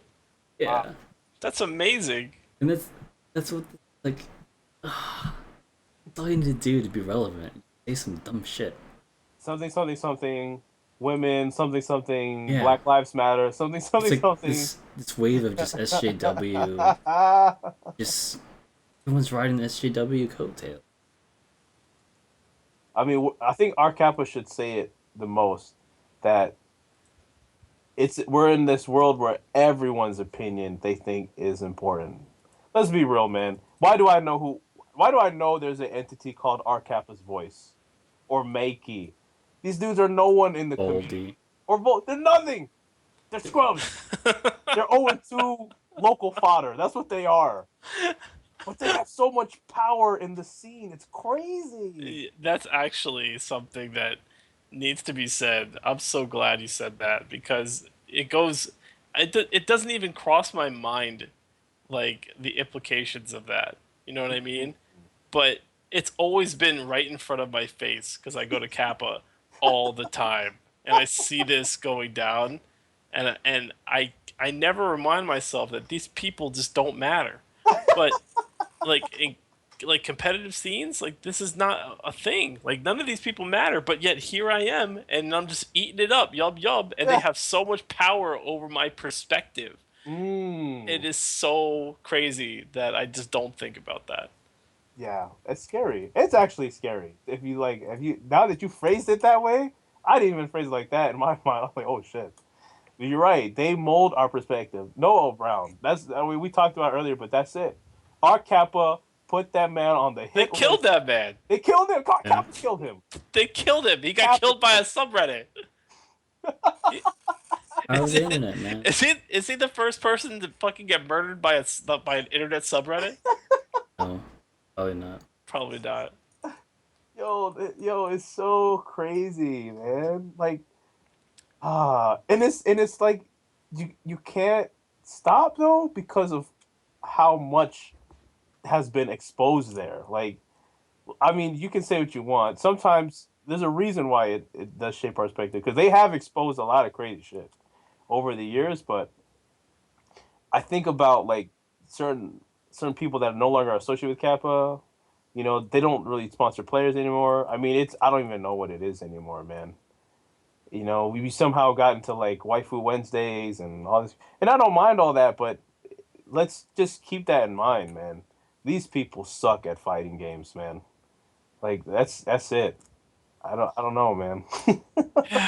It's crazy to think of, man, where it's just like, you know what? Ultimately, like, I will never meet this person. Like, I'm a competitive person myself. You're a competitive person. We play competitively. I mean, these people have forged their own community through just like enjoying the game and not being competitive. And it's a beautiful thing, but it's also like intensely scary.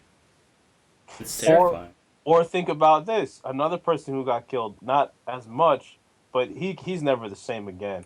Arturo Sanchez, man. Let's be real. Oh my god. This year, especially, Kappa has made it a point to let Art know that you will forever be the butt of like 80% of Jayuna's jokes from here on out. Yo, you know what that reminded me of? Because I just finished watching that big moment. Yeah. Reminded me of Nick Anderson Oh, when he missed all the, oh no. and he was never the same. Oh no. That's what Turtle Sanchez. Man, we really got to put Muscle Maldonado on the payroll as our Kappa correspondent, man. I think It's so. important for the show. We I gotta get think him. so. We gotta get him to come in at our beck and call with the 411 on what's going down, What's hot? because he's in the trenches, man. See, we're looking at the front page. This man's in the trenches. Yo, Maldonado is God bless. he's, he's a capo. He's in love with capo, man. Yeah, he might be our Kappa's voice. But it made me think, man. Like reflectively, like there's the whole Noah Brown thing. Like, dog. Like, I don't know. I feel like I mean we're not quite there yet. Like as far as being in that spotlight. I mean, shit. I see people repost Jibbo stuff up there, man. You know, automatic. You were copy pasted on our copy this week, man. My friend, I saw it with my own eyes. So what? So it makes me think like, what would it take for someone instead of painting it. I mean, they didn't say anything bad, but it would be so easy for them, like, stupid lore player shit posts about this. They paint it in a bad light, and then boom, it's off to the races, and now you're a memer. You know what I'm saying? It's that fast. That fast it can happen. It's You're, wild, bro. It's so wild. that's our world, bro. Social media, if you want to play the game, like I said before, man, you play stupid games and win stupid prize. If you want to play this game, you gotta be ready for You want to be a everything top that comes to player, you. you better have like the mental fortitude of a blackfish. I'm saying, you know what? Like, there's top players that don't fuck around on social media. They're out Yeah. there. You know what I mean? I hardly do it. There's a lot of other players that do it, and I get people that tell me all the time, "Yo, you gotta have a social media presence, man. You gotta do this, you gotta do that." And I'm like, "Damn, man, you're right." But at the same time, it's like, "Hey, I'm not getting blown up anytime soon, bros." You know what I'm saying? There's less ammo out there for someone to blow me up. Yeah, definitely, man. That's what it should be about. Give them the least amount of ammo as possible, man. If you give them like a fingernail, they'll take your soul. Yep. Oh, you become that memer, man. You become whose bitch this is, man. You know, that's not bad, but it's wild. It's a wild place. It's crazy because that you see that post, let some guy this About which video? who's bitch this. Oh, did he? So it's the fifth top on like our Kappa. Wow. I need to check this out. Wow, I just randomly said who bitch this is. I didn't even see that post. That's intense. I just saw it like right before the. I don't know, man. Either become a top player or you become both. You get the best, you get the worst of both. Is there a top player that's a memer? Other than art? Whoa, come on, top player. I think Justin's a. Justin Justin? Bieber? Maybe. Justin, I think, can live. No, actually, are we just talking about someone that's like abused it out of me? They have to blow up your Either Singapore boy. they're abusing memes, or they are a meme. At this point now, they are just a meme. Like, they're not even a person. Shouldn't be abusing me. Yeah, but I don't know if I would consider him a meme himself. No, he's not. Infiltration? That's close. That might be the one, man. He might as well be a meme. He's close to it. As far as like a top player, that might be. Julio was trying to become a meme with that damn phone. What I'm saying? Oh, he did. I say like that. Just one thing. One thing. No, it's effect of Ken Oh, the Trinity? Yeah. Trinity. Yeah, that's a meme. Yeah, all right. So you're right. They're a meme. So yeah, like just like that. And it's all stuff, you know. I go to Reddit Street Fighter, none of this is happening. It's actually bad players knowing they're bad and talking about bad strategies. It's intense. I've Subreddits, never been there, bro. I've heard bro, terrible stories. subreddits are amazing echo chambers, man. It's amazing. I love it. I love going to subreddits, even about non-FGC things. Just be like, yo, this nigga sucks. This dude sucks.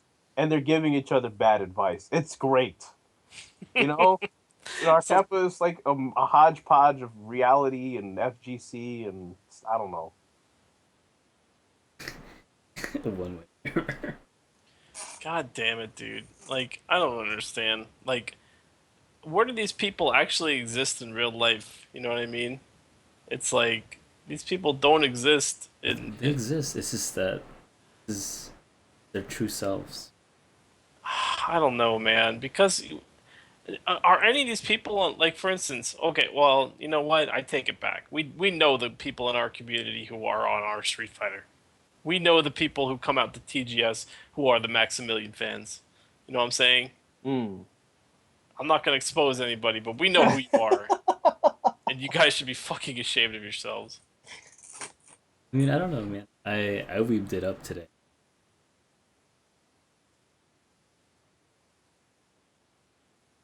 Like some normal dude. I met him at like a train station. I bought this figure off of. I mean, Yo. yeah, that's definitely the minority. You know, Kelvin is the minority.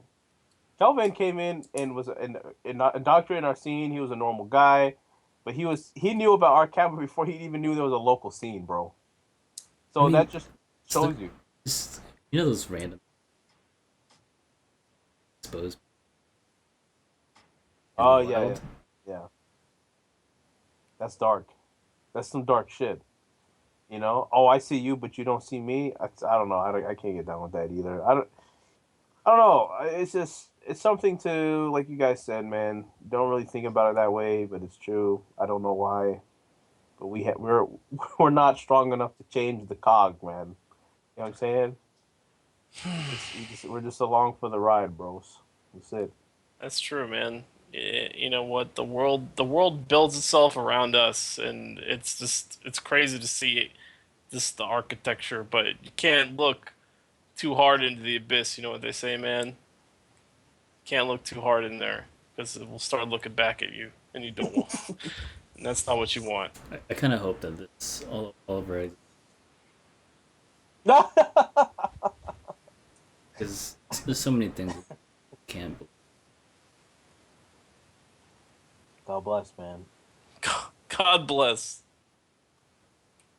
You know what I'm saying, what do they say on Game of Thrones? You know, be safe. The night is dark and full of terrors, man. Whole squad gets. Yep.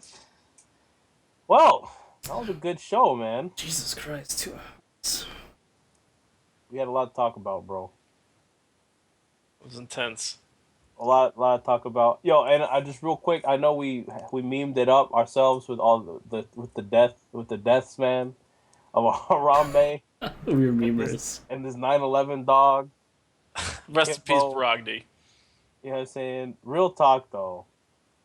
R.I.P. to all those that have passed. Human life forms and not human life forms. And especially, you know, of course, we didn't even have the big one, Ali, who, in a strange way, with human separation, deals with combat sports and fighting games and inspiring people like a Mike Tyson, who then inspires people to put him in a video game illegally. and,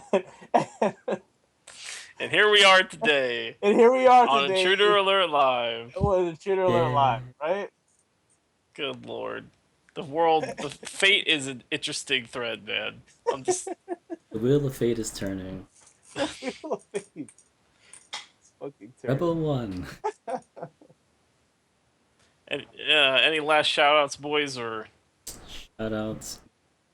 Has anything good? No. Oh, Oh, wait. shoutouts to the local boys. Sid placing second. Uchan. Hey! And Yes. then Mr. Kelvin Maldonado for taking out Rugal B. Sid also beat him in winners. Oof, wow. So yes, the dynamic duo, you know, the rivals for life, Kelvin and Sid. They actually they played a first to five today at TGS. Oh, It was wow. 5-4. Sid won 5-4. Oh my god. Okay, wait, because no one's in the show, and I know we're going overtime, and Andrew gave me the go ahead. We need to just iron out Ultimate Street Fighter Season 2, man. You know what I'm saying? Oh boy. We want to do it now? Let's just oh, who cares? Who cares? Yeah, we're not gonna wait till next. Let's stop waiting. We waited long enough. Oh yeah. Okay. I'm okay well, with this. yeah, but yeah, whenever you're free, let us know. Definitely. Definitely. It's very long overdue. Yeah, man. You know what I'm saying? Yeah, boy, come chat with us, man. Come chat with your mans. Yeah, mate. But yeah, yo, let's get into this because that first to five was great. The room watched it. It was entertaining. You know, they popped off, of course, after it was over. He called Sid ass again, even though he lost, but it doesn't matter because that's the Maldonado way. Sid, your ass, you just said buds. See me in bracket. All right, It's let me his go bracket. get my pen and paper, boys. Okay, Ugh. get that pen and paper. All right, so just while he's doing that, and I'll have a write up tomorrow. Or Trey Star, the Silva Scribe. I see you're still in the chat. Shout out to Trey the Truth, and also good job on Trey. You almost made top 8 at top of the Yeah, food shout out chain. to Trey Star, You know what I'm saying? who Pop had off the of the most intense pop off of Soba history, perhaps. definitely nominee for pop off of the year in the whole Yes. FGC. Him and Blake are gonna be. I don't know, man. It's gonna be a battle. No, it wait to have the I 2016. The awards? Oh yeah, yeah, bro. The end of the year awards are going to be magic. A dignified panel of judges. so yeah, the first season of Ultimate Street Fighter was successful, to say the least. Me and Fumi both agreed that we felt our number one goal in doing this stuff is to make sure the scene gets better. I think the tournament results have showed that. You know, people are trying to play stronger. It's not easy to rise up, man. Not to sound corny, but it really isn't. It's pretty hard. So we still want to keep the hunger out there. So we were thinking that we wanted to kind of do a semi-invitational slash hybrid qualifier to get into the next Ultimate Street Fighter. Mm-hmm. In the sense that we want to invite the majority, which I guess is 6, but we will have a tournament for the remaining 2 spots. If you don't get an invite, you still can get on the show. You can still do it. And instead of having Team K1 and Team Fumi, we're going to go ahead with more of a league play system, which means that every week the competitors will face off against someone they haven't played yet. And at the end of that, I guess we can tabulate the top 4 and give them the same bracket style that we had at the end, because people still like that. I was asking a lot of people about it at top of the food chain. They liked one person winning through like a final set or something like that. So whatever, we can work out that detail later. But what I want to get to, the meat and potatoes, who do we want to send out these invitations to, man, to come compete and put on a good show for the world of Sova? How many people? It's going to be 8 again, I believe, but 6 Yeah. invites. Eight's a good magic number. All right, let's go into the group. Go into the group, and can we knock off 2 right now that we know are going to be in it? All right, Sid and Kelvin. Okay. Welcome to the Ultimate Street Fighter Season 2. Okay. So 4 spots up for grabs on this invitational. All right, let's talk it out. Let's talk it out here, boys. I don't care. We'll put all of our shit out there. I don't care how our perspective is out on the table. I mean, you can know how we feel about you guys. That's fine. Exactly. All right, let's review all the other participants from Season 1. Okay. Okay, first of all, you got your winner, Ryan Kaysen. Is he eligible? I would. Jason, what's your thoughts on it? Give me your thoughts, man. Let me hear it, man. He's reigning champion. If he doesn't participate, he's got to come back as a last boss or a coach or something. Mm-hmm. He's got to be a part of this in some way or form, shape or form. I don't think that not having him a part of it isn't, or rather, disincluding him is a given either. Because I kind of like the idea of throwing him back in the pool automatically and seeing if he can hold up or not. I don't see why not. I think it'll be throw him into the pool. They want to dethrone. I think there'll be more. I like The that. rest of them. I actually like that idea. I'm on board. I like that. I want to see who wants to take this man out. And let's not forget, man. Hey, Golden EXP was a dark horse in that Safe. tournament. That was a safe bet to say he was a dark horse. No one thought he was going to win it, and he bodied people. The last pick on the team, man. He was the last kid picked in dodgeball, and he came and bodied everybody. And he walked away with $200. Exactly. You guys think it's a fucking game out here? He won more money than I did at top of the food chain. Come on, boys. This is serious. Get on your shit. So Yo. yeah, that should motivate him enough. I'm glad to put him back in the mix. Okay, respect. Okay, I'm gonna go down the list here. Tell me your thoughts. Kelvin's, well, he's obviously already in it. Joe E. Joseph, throwing of the Josephs. Throwing of Josephs. Joe E. That's a man that he's hungry, you know. He's a man of few words, I give you that. But he's a man of action. He always says, "Yo, let's play. It's about getting better." I mean, he's all about the message. I think he's a little disappointed about how he did season one. You know, Yeah, uh, I feel he like he has something lost to to the champ. prove. He lost to the champ, but I think that he felt he was in a prime position to take it, and I want to put him in like we're going to come back to him if we want to throw. I don't know if I want to 100% give him that. Like, want to get through this man. But that's how I feel about him. I feel like if we don't invite him, he's still going to make it like through the through the tournament of champions, and get to grand finals. Especially if it's excluding the people that we may bring on. So, I don't know. What do you think about him, Matt? I think Joe E. I think he has the drive to get better on his own part. I mean, he did a lot of work. I could see him improving from week to week, regardless of the Ultimate Street Fighter. I don't think he needs to be a part of it. Mm. I think at this point, I just want to make the event exciting. Mm. I want to make the event as exciting as possible. This is this real talk. Joe's not an exciting person. I don't get excitement when I see him play. I get excitement when I see upsets against him. But when he wins, I'm not. I'm like, he's not popping off. He's not cooking up some nice comments for the boys on the interviews. He's be cute, and that's fine. I like the competitiveness of him.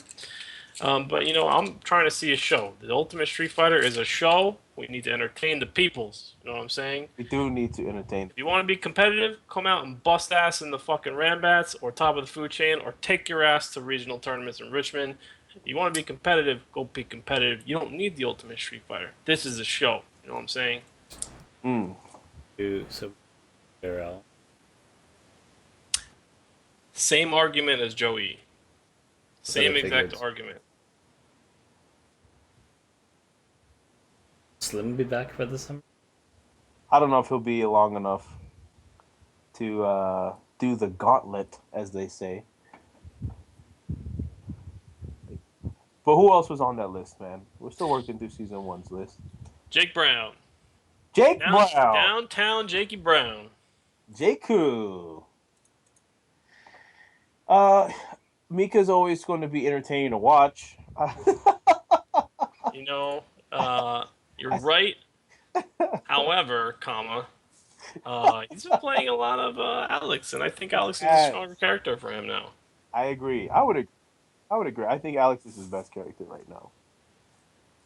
I would agree with that statement. I would say that to him, again, I think that I don't know if we want to give him an automatic bid. And again, this isn't about you not being good enough. With part of our goal of the invites is we're trying to get in some, like Fumi said, entertainment value as well, right? Mm-hmm. You could easily just take the top lower half of the good players and just grind them out again, but we're trying different things with the show, man. Trying to give new opportunities. So that's why we also have the qualifiers. So if you really feel like you deserve a shot, you win that tournament, you're still in. There you go. No one's holding you down. Real quick, let's keep it moving. K West. I don't know. Huff likes to make talk the talk, But I'm thinking about it. In my mind, I'm thinking about that.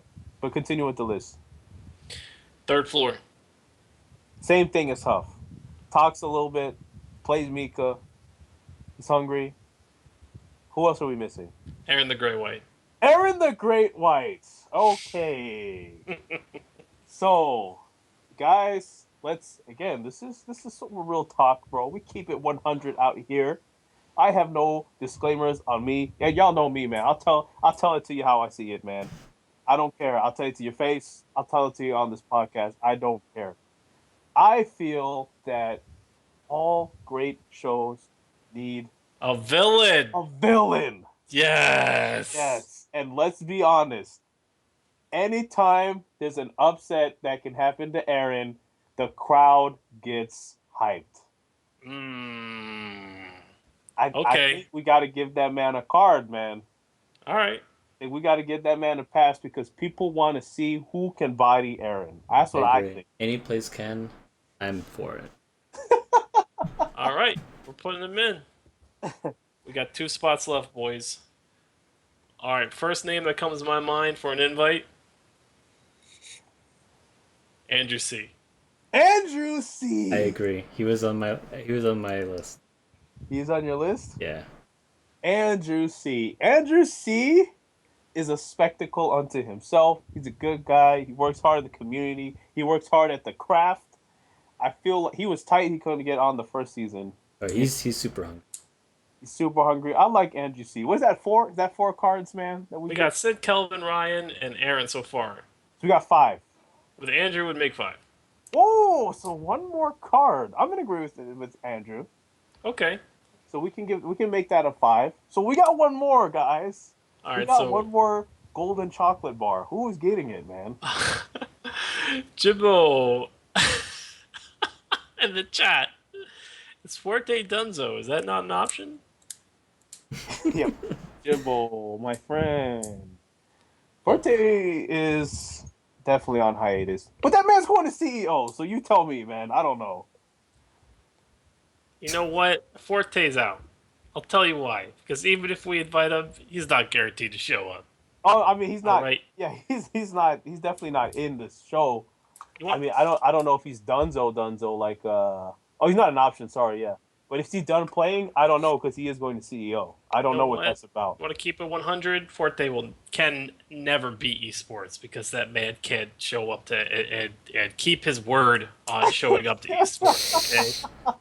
He'd even be This man online ducks show. money matches, ducks lands, ducks tournaments. This man, if it's duckable, he's ducking out. Okay, that's 100. All right. Podcast, he's ducking. All right. Sorry, buddy. All right. I got a couple other names that I've written down here. Go ahead, for me. Let's get through these names, bro. Traystar. Yo, Fumi, I'm gonna tell you right now.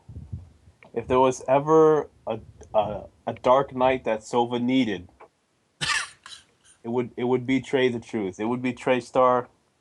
It would be Trey the Truth. My only concern, and Trey, I know you're in this chat, young man. Listen to me. I'm talking to you. My only concern is that of the people that we know that are going to get in, Trey's record to them, I'm pretty sure, is like 0-400 or something. I don't know. I don't want anyone to have to go through that feeling that my friend Long from West Coast went through and that Angel went through. You don't want to be last place, nigga, man, and go 0 in a million, right? Is it a matter of the great show, or do you think that? Not saying that he can't, but I think that chips. Oh, it's okay. We can come back. I stacked against him on that. I'm with you. Yes. Okay. Let's move on. All right. it only gets better from here, boys. Good. God bless. Crimson Wolf. No. Nope.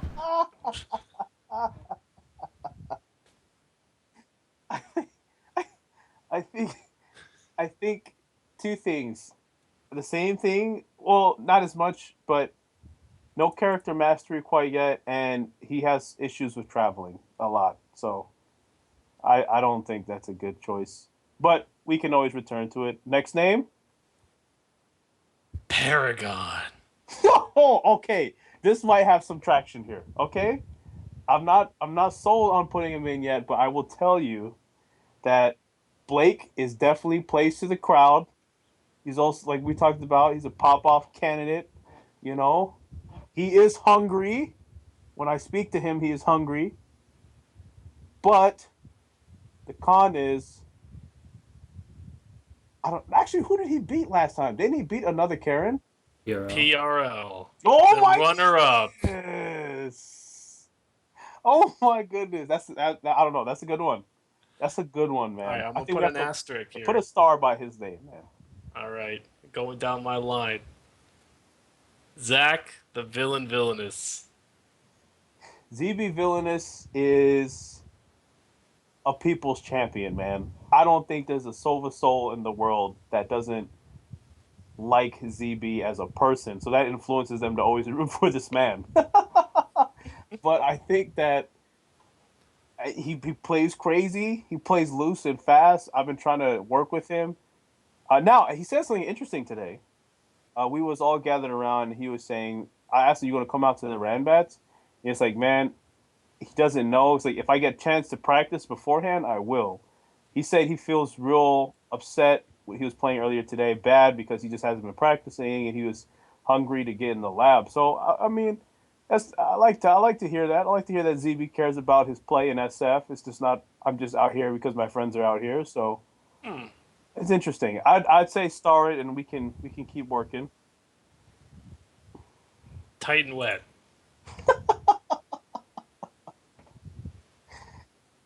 I think I would just almost CC Crimson Wolf, but I don't know if Jason has anything to say about it. Um, I think it'd be pretty funny Okay. because his people is he does have the potential by like the lower half, Hmm. but I know they would get so tight. Literally? They would so. Hmm.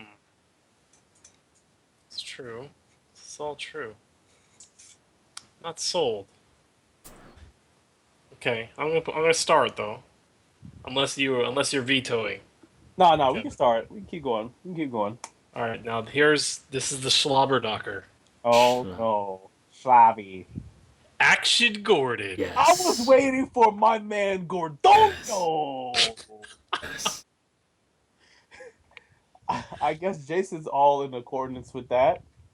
Kudnick and Gordon were my. Your two picks? Hey, okay, look. Let's recap my man Actionist Gordonio, you know. Uh what can we say, man? He's a hungry man. That man in earnest came to me and said, "Kev, let's go to action. What's going on, Gordon? Yo, I'm playing like ass. What can I do?" I told him, "Look, man, mentally we got to get some work in. He's been working at it, and he's been upsetting people. Mmm. Let's keep it 100, man. Call it what you want. He's been taking names recently, you know, not on a huge scale, but he's been upsetting people. I cannot throw that out there without mentioning it. So I'm just curious. Was there any other names on the list? SMP. SMP. Oh, it's getting tough. It's getting tough, man. Look, SMP also puts in the work. He plays multiple characters and games. I know because now he's out of school for the summer. He says he's going to even put more time into five. He's getting ready to go to Evo as well. I think he's going to Evo. So I would asterisk both of those names. Is there anyone else? Yes. Oh no! We gotta get through the whole list first. Well, go on, keep going. What else is on this list? All right. Um. Hang on. Is it my boy Ray Goki? No, not Ray Goki. I left him off. But shall we discuss? No. Move on. Oh no. Hang on. Let me pull up the documentation here quick. There's one person that I have lost track of in the bowels of the internet.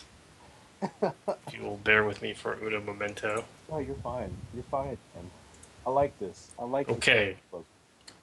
How about I don't even know his handle, okay? Oh Lord. Shadow. But Justin Dillard, the Laura player. Oh, Philly. He goes by Philly. Philly. Yeah, he's Philly, from Philly. okay. Yeah, he's from Philly. So How do you everyone just feel? calls him, they call him Philly. I'm gonna tell you right now, man. You know, I think people sleep on Philly.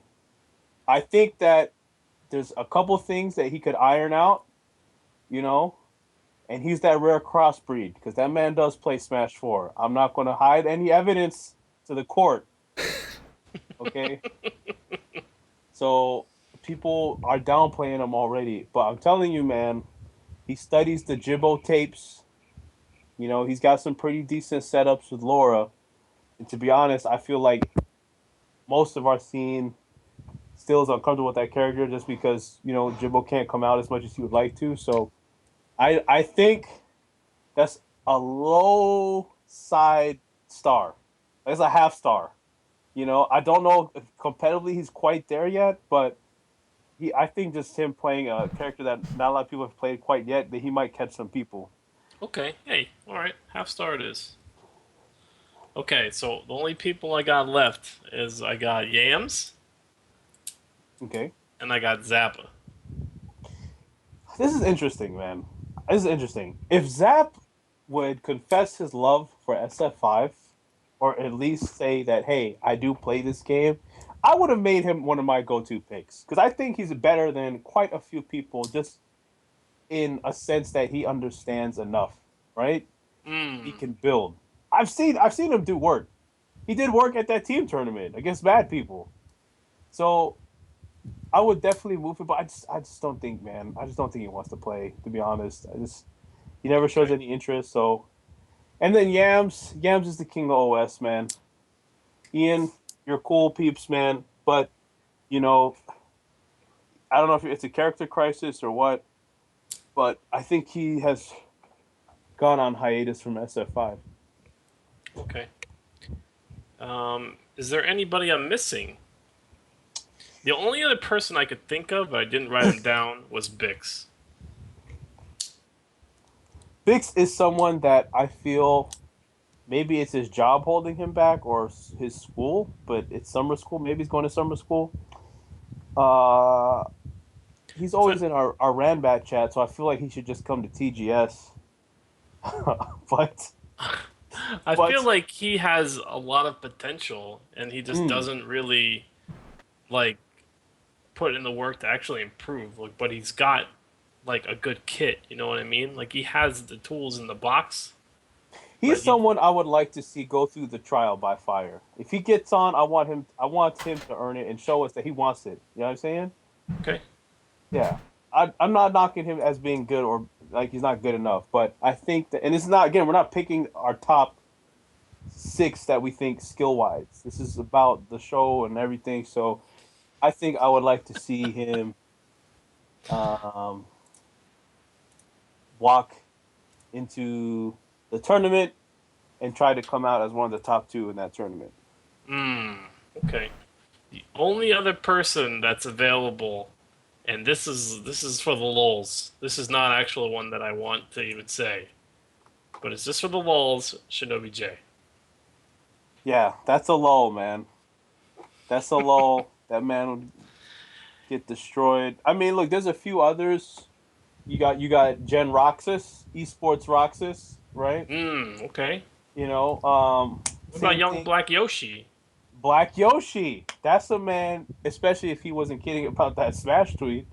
If he put some more time in, I think he could get in there. I want to see, but I think those two, I want to see them go through the trials. You know, I want if we're removing six of these players and at least three or four of them are probably we're going to be shoe-ins. I want to see who's going to clean out the rest, man. Right? Okay. All right. So let's make the final vote. Okay. All Everyone, prepare your secret ballots, and let's put it in the chat. right. Okay. Okay. On the count of three, shall Wait, hold we? on. Hold on. I gotta write these names down. Okay. Uh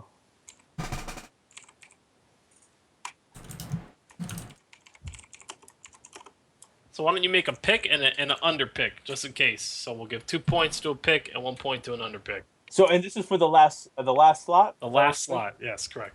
Okay. That was the last slot. Yeah, because all those other ones were guaranteed. If listen, Andrew C, Aaron, Kelvin, Sid, and who was the fifth? No, Sid, Kelvin, Ryan Kaysen, Casey. Aaron the Okay, Great White, the and champ. Andrew Cudney. I forgot the champion. Okay.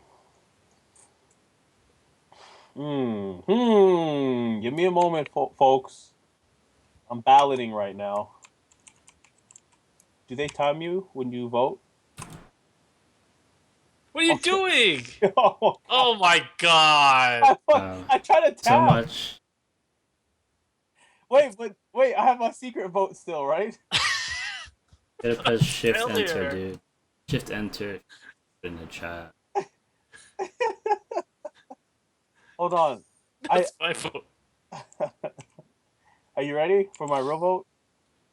Yeah, go for it. Wait, On the wait, count of 3? Well, hold on. Let me. This is Fumi, can you read the stars one more time? Paragon, Villainous, Titan Wet, Action Gordon, Half Star for Philly, and I guess SMP is also a notable as well for you. Okay. I'm ready. I'm ready. All right, count of 3. 3, 2, 1.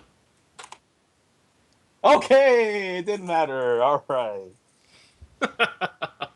I like that we had 3 different people as our sub votes, though. Damn, I'm the only one who went Crimson. I want that other villain. You want the other wolf, man? I want the other wolf. Oh well. Okay. Well, hey, man. It's unanimous. It's unanimous. The 6 have been chosen, but here again, there are still 2 slots that are going to be up. I will get up with Kudnick to see when they want to do this tournament, to see who else gets in. And then we're going to go from there. We'll work out the rest of the details of the league. We're going to get in touch with the 6, make sure that they're all squared to come out on Tuesdays. If not, I guess we're going to have to decide who would be the next one to get an automatic bid between ZB, Crimson, and Paragon. Yeah, I guess so. I think that we can take the last 2 slots. My opinion on the tournament for that Okay. is that we do a bit more of a better sampling, not like a double elim tournament, but like a group tournament. So there's more of an accurate measure. You know what I'm saying? We can do so that. say if we have like 10 people in it or 12 people in it, we make equal groups, like 6 people in a group, and then you do a round robin essentially, or you do like 1 plays 2, 3 plays 4, 5 plays 6, and then the winners play each other, almost like what they call Swiss, but not really. Okay. So you kind of get the top. You weed out half the group. If you have a group of 4, you come down to 2 out of the group, and 2 out of another group, 2 out of another group, 2 out of another group, and then you make more groups. That sounds legit. So depending on how many people are there, you might have a lot of groups, and if not so many people, not so many groups. But okay, that sounds legit. So we got the setups and the manpower. It's no problem. We'll finish it in 2 hours. yeah, one more time, we got the returning champion Golden EXP. We want to see our boy Kaysen. We don't want him to be a one-hit wonder. We want him to show, hey, when I put my mind to it, I can play high-level Street Fighter V. We've got the dynamic rivalry, and I think they're going to be the favorites for most of the people. Sid the Haze and TGS Sid Days. I apologize. Let's not forget the sponsorships. Yes, that game store. Shout outs to Ray. TGS Sid the Haze and free agent Muscle Maldonado. R Kappa. No, he's not. He's R Kappa Maldonado. R Kappa correspondent. From now on, every Randman he's sponsored by R Kappa. R Kappa Maldonado. K Bliss, your boy. R Kappa K Bliss. The rivalry, those 2 are in. We've got the one that everyone wants to see fall, but he stays strong amidst the storm. AT GW, Aaron the Great White, and the one we just picked, of course, the Gordon himself of Action. He's in there repping the Nash, and then the man that we instantly thought would have been a new good pick for the season that wasn't in last season, Andrew C. I like the 6, man. I That's like it a lot. That's Pretty a hype. lot of storylines to come in this Sova season, Ultimate Street Fighter, and yeah, let's get to it, man. This is gonna be dope. Yeah, it's gonna I, be dope. I could only hope that we get treated to a Sid and Kelvin finals. You know what I'm saying? If the stars aligned and that was the finals, do you know how intense that would be for them? I Oh. will. Yo, we got to get the local news team out there. We got to contact pay per view. Oh my gosh. Sick. I would be sick. I'd be. And watch them just get slayed by Action Gordon first round. Yo, watch them all go out. Watch them all go out. Remember, this season, they can still. So how do you? Let's talk about that now. We got the 6, cool. That's all straight. So the format itself, right? Are we leaning towards more like this again? Do you want to do the actual format like this? Like separate them into 2 groups. They play within the groups, and then the top 2 of those groups go on to top 4. Does that make sense? Am I making It does, but I think we can come up with something better. What do you want to do, Mike? I think we can just make this fucking crazy. You know what I'm saying? I'm Like, down for crazy.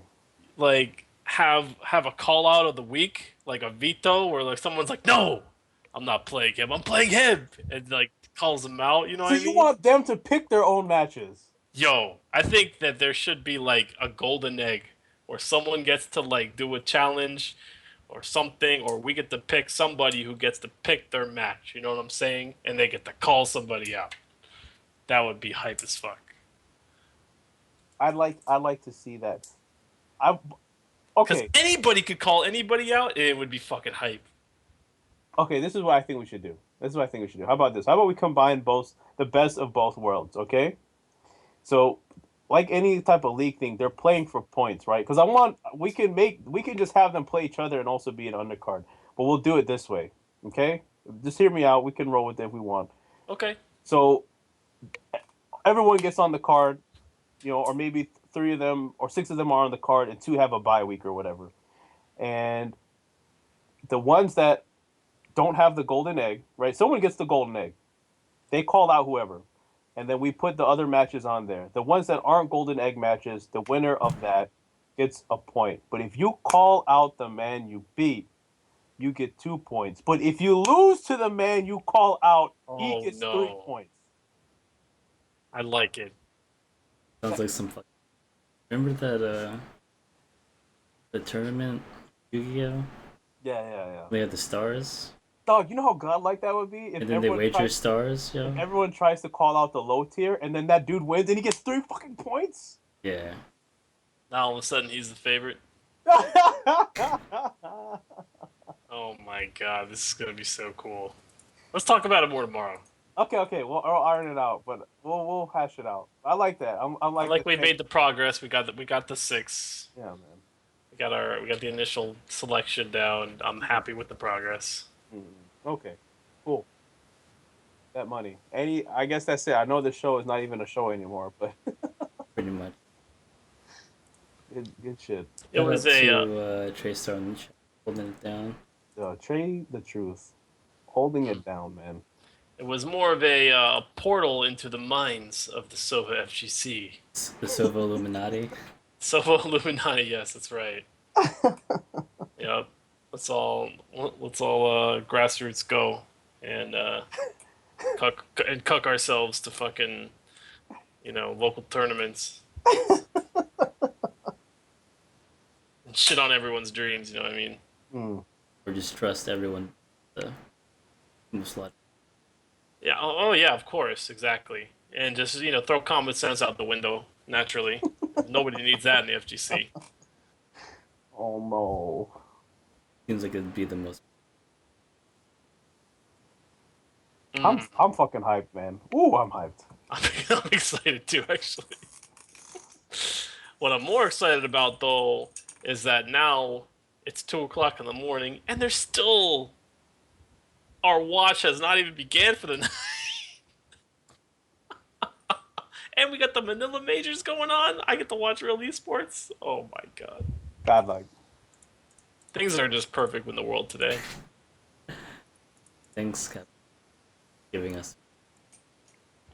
Godlike. That's right. All right, I guess that's it for. Hey, thanks for having us, Jason. Always. Thank you, JJ. My man, JJ. Probably upload this to the VOD month. You guys have any shoutouts? Shoutouts, No?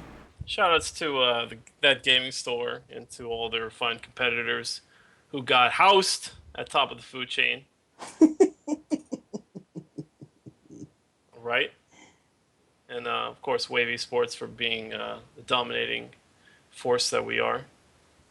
Shoutouts to the Nova boys for coming down, or rather the Maryland boys, rather.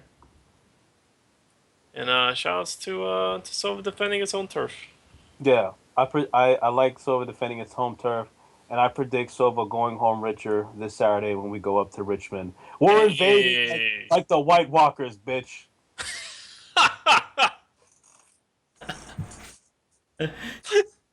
Tell Richmond winter is coming. Somebody get the word out, yo. They need to put that post. I'm trying to get some people inspired, man. Let's go, man. Let's go. Yep. Is anyone from Shouts. Nova going to the Richmond? Maybe, I think right. Maybe. Who knows? I don't care, man. I don't. Oh, I know who's not going to go. Led is not going because he's Deep. going to Philly to try to Oh. get some of those Red Bull points. Hey. God, what a DP, hurry home so we could ride together in our chariot of fire. You know, get the wave trifecta out to destroy our region. Yo, please. Man. As the scripture is foretold. Isn't Rye gonna be back too? Yo, Rise. Okay. Rai is back now. Okay. All right. Let's hold on. But MIA? Just when I thought the show was over. Hold on. Oh no. Hold Are on. you? Oh Stop no. the. Are you suggesting? Okay. Look, man. So Rai comes up the tournament. I'm like, yo, Rai, you made it. That's what's up, man. It's like, yeah, man. How you? Small chat. So it's like, you know who you playing yet? It's like, yo, oh, I didn't enter. I was like, what? I was like, yo, Ryan, the tournament hasn't started yet. He's like, oh no, I'm not here to play, man. Blah blah blah blah blah. I was like, I was like, he said, I'm a casual player now. I was like, God damn it, Oh fucking no. Ryan Cadiente, you talented bastard. You want to play Heroes of the Storm? Is it even called Hot still? Isn't that game called Hero League now or something? The game is called Nobody Gives a Shit. That's what it's The called. game is only. Rye is the only. Yo, everyone on my Blizzard home screen is playing Overwatch. Rai is the only man playing HOTS, man. Holy shit. To Right, this what? day. Come on, buddy. Are you serious? I'm That's very not even a serious. game. I'm very serious. I'm like, yo, Ryan, yo, let's play Overwatch. I'm down, but you're playing HOT still, and then you wanna ask, yo, when are the Rambats? I'm gonna make sure I come out. Ryan thought he had that government pull, but I guess his raid buddies cucked him, told him, guess what? We're raiding Thursday nights, so he's not even going to the Rambats anymore. Shout outs to the old Sova FGC cannibalizing the the older FGC. Rest in peace, Mito. Rest in peace, the city. Rest in peace, Rai Oh Rai. no! Matt Enigma, Adam Krotos. You guys too. Look what you've done. Yeah, exactly. We've been cannibalized. But Rai said, "Hey, if you want to play, hit me up. I'll try to come out on Sundays." I was like, "I guess that's the best." All right. I guess, man. I'm that man up Fridays. Oh my god. Put him in the bracket. Don't. He's not gonna show up. Just put him in the bracket. What Rest in about peace. what about Ultimate Street Fighter on Tuesday though for Rai? Can he enter?